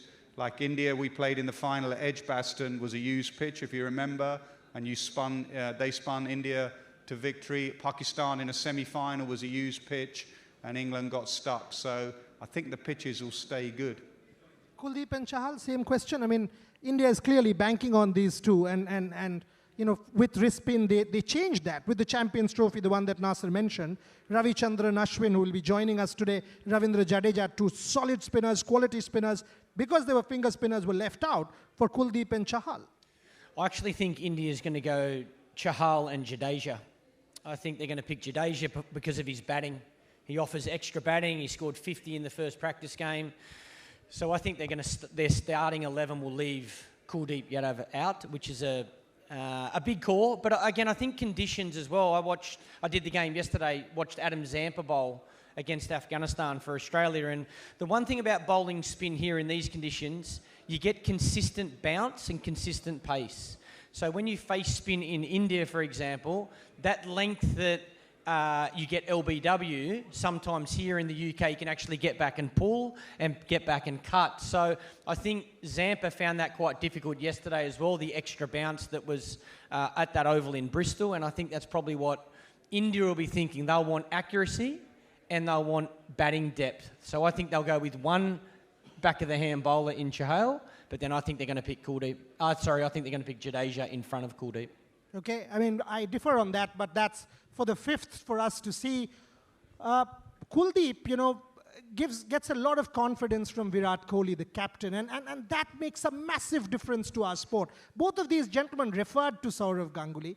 I've not got too much time left. I've got to get Michael Clarke to tell you, you've got to tell my audience this Sourav Ganguly story.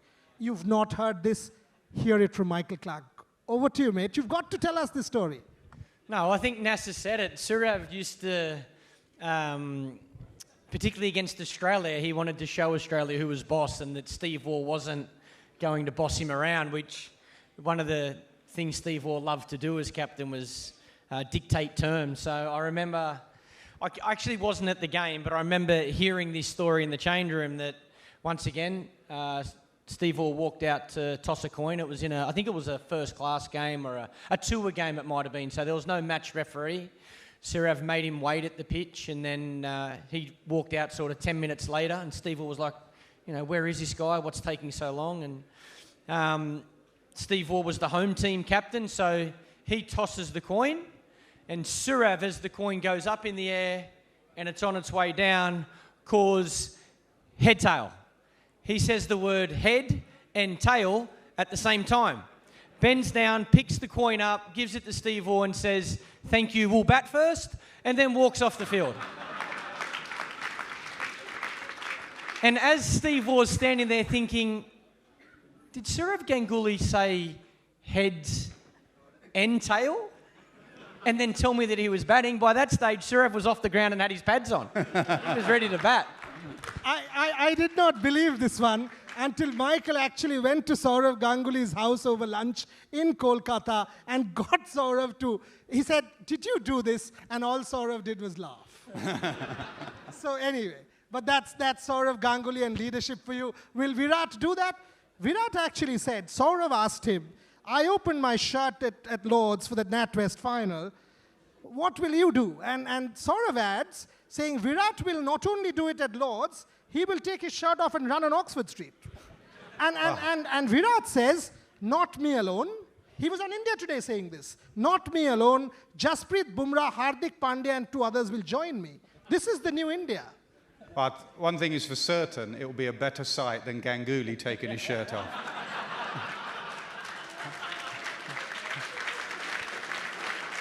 I think Sunil might have gone, but the shape of the Indian cricketers is improving.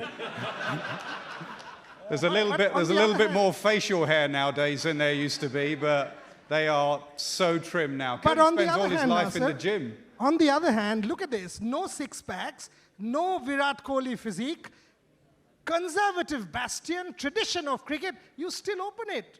Credit to Sourav. Yeah, but I didn't sleep for about a month after,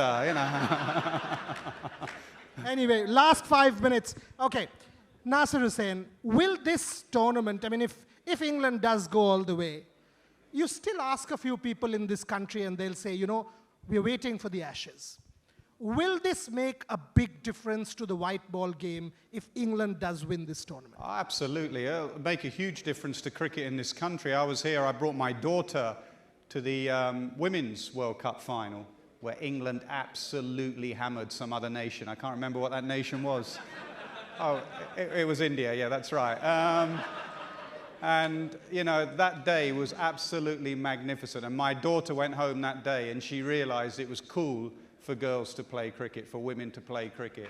So an event like a World Cup absolutely brings a nation together. You see it with our football, whatever. If we can, it's a massive if. I'm not getting ahead of myself, or the country shouldn't. If we can, there is a legacy there. That it will be, future generations will see that white ball cricket is seriously important. These guys out there, they're hugely marketable now, but their value in franchises around the world, well, you can put another nought on it if Butler goes out and smashes 100 in 30 balls in a World Cup final. So it will have a huge impact. But I repeat, don't take anything for granted. This lot will turn up on the day. India will turn up on the day. New Zealand, West Indies with their batting lineup could turn up on the day. So nothing's written in stone, but England, at least England, have given themselves the best chance to win it, which they've never done before. Nice. In fact, I agree with everything that Nasser said, except the first part. We broadcasters are sensationalists, and he's demonstrated why. That match, England won by 9 runs, did not hamper us. 3/4 of the game, 4/5 of the game, we won. Indian women, they were there till 11:30 after the game, lamenting, how did we lose that? Jhulan Goswami 10-22-3. I will still say, England were lucky. Okay. Michael, last couple of questions before I let the two of you go. You know, when you play a World Cup, you've got a team like India has. Jasprit Bumrah, excellent, good spinners, good batsmen. How much is it in the heart? In the ability to soak in pressure? How much is it potential to go out there and perform? Semi-final, you've come top of the group, you're playing a one-off game, you can get knocked out. How do you embrace that occasion? Yeah, I think when you look at a lot of these teams, the skill of the teams is very consistent. I don't think there's, you know, 1 or 2 particular teams that stand above everybody else. I think it's the handling the pressure, dealing with the occasion, and then having the confidence to go and play your natural game that's going to be the difference between who wins this World Cup and not. You know, there's, as Nasser said, 4, 5, 6 teams that are good enough to make the final, and then how you deal with that occasion is going to be the difference. I like momentum, I like confidence. I feel if you bring that into a tournament like this and you can start playing with freedom, I think that's exactly where you want to be as a team. And I feel like there's probably a couple of teams that are doing that at the moment. The practice games were good for them to get some momentum and have started this World Cup, you know, with that confidence. You also want your best players. In the biggest occasion, your best players are the ones that need to stand up. And I think, you know, I think of the Australian team. That's why the importance of the 2 guys we've just spoken about, Warner and Smith, what makes them so important is because of the occasion if Australia do make the semi-final or do make the final. These guys have been in World Cup finals before. They've dealt with, you know, maximum amounts of pressure before, and they can handle it. They can have success on that stage. And that's where you get questioned as a player. That's what you look forward to as a player. You want to be on that stage. But some people handle that a lot better than others. That fear of failure or those nerves can sometimes get the better of you. So you need to be well prepared, you need to know your game, and you need to be excited about that occasion. Okay, last question. Everyone's hungry, we've got to break for lunch. Nasser, if you have to identify 1 batsman and 1 bowler, same for Michael, who you think will be the stars of this World Cup? Well, I don't read into the future, but the past is usually a good indicator of the future, and the past in the last 4 or 5 years, the greatest batsman on the planet has been Virat Kohli. So the past gives you a good indicator. Kohli came here in the Test series last summer, put his ego behind him, and played Anderson and left Anderson and racked up the runs. The rest of India didn't too much, but Kohli did.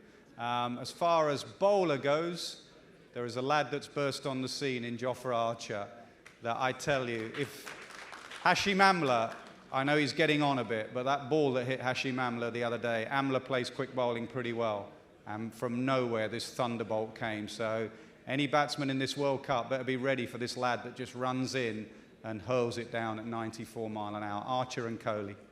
Michael? My leading run scorer for the World Cup is going to be David Warner, and my leading wicket taker for the World Cup is going to be Bumrah. Wow, so we've got 1 Indian from both of them. So now let me sum this up saying this. Again, we'll be gracious hosts on India Today like we always are. I will say it'll be an Australia versus England semi-final. India will play the other one. Whoever comes to the final, we win by 1 run. How about that? On that note, ladies and gentlemen, 2 super captains, super human beings, great friends, Michael Clarke and Nasser Hussain.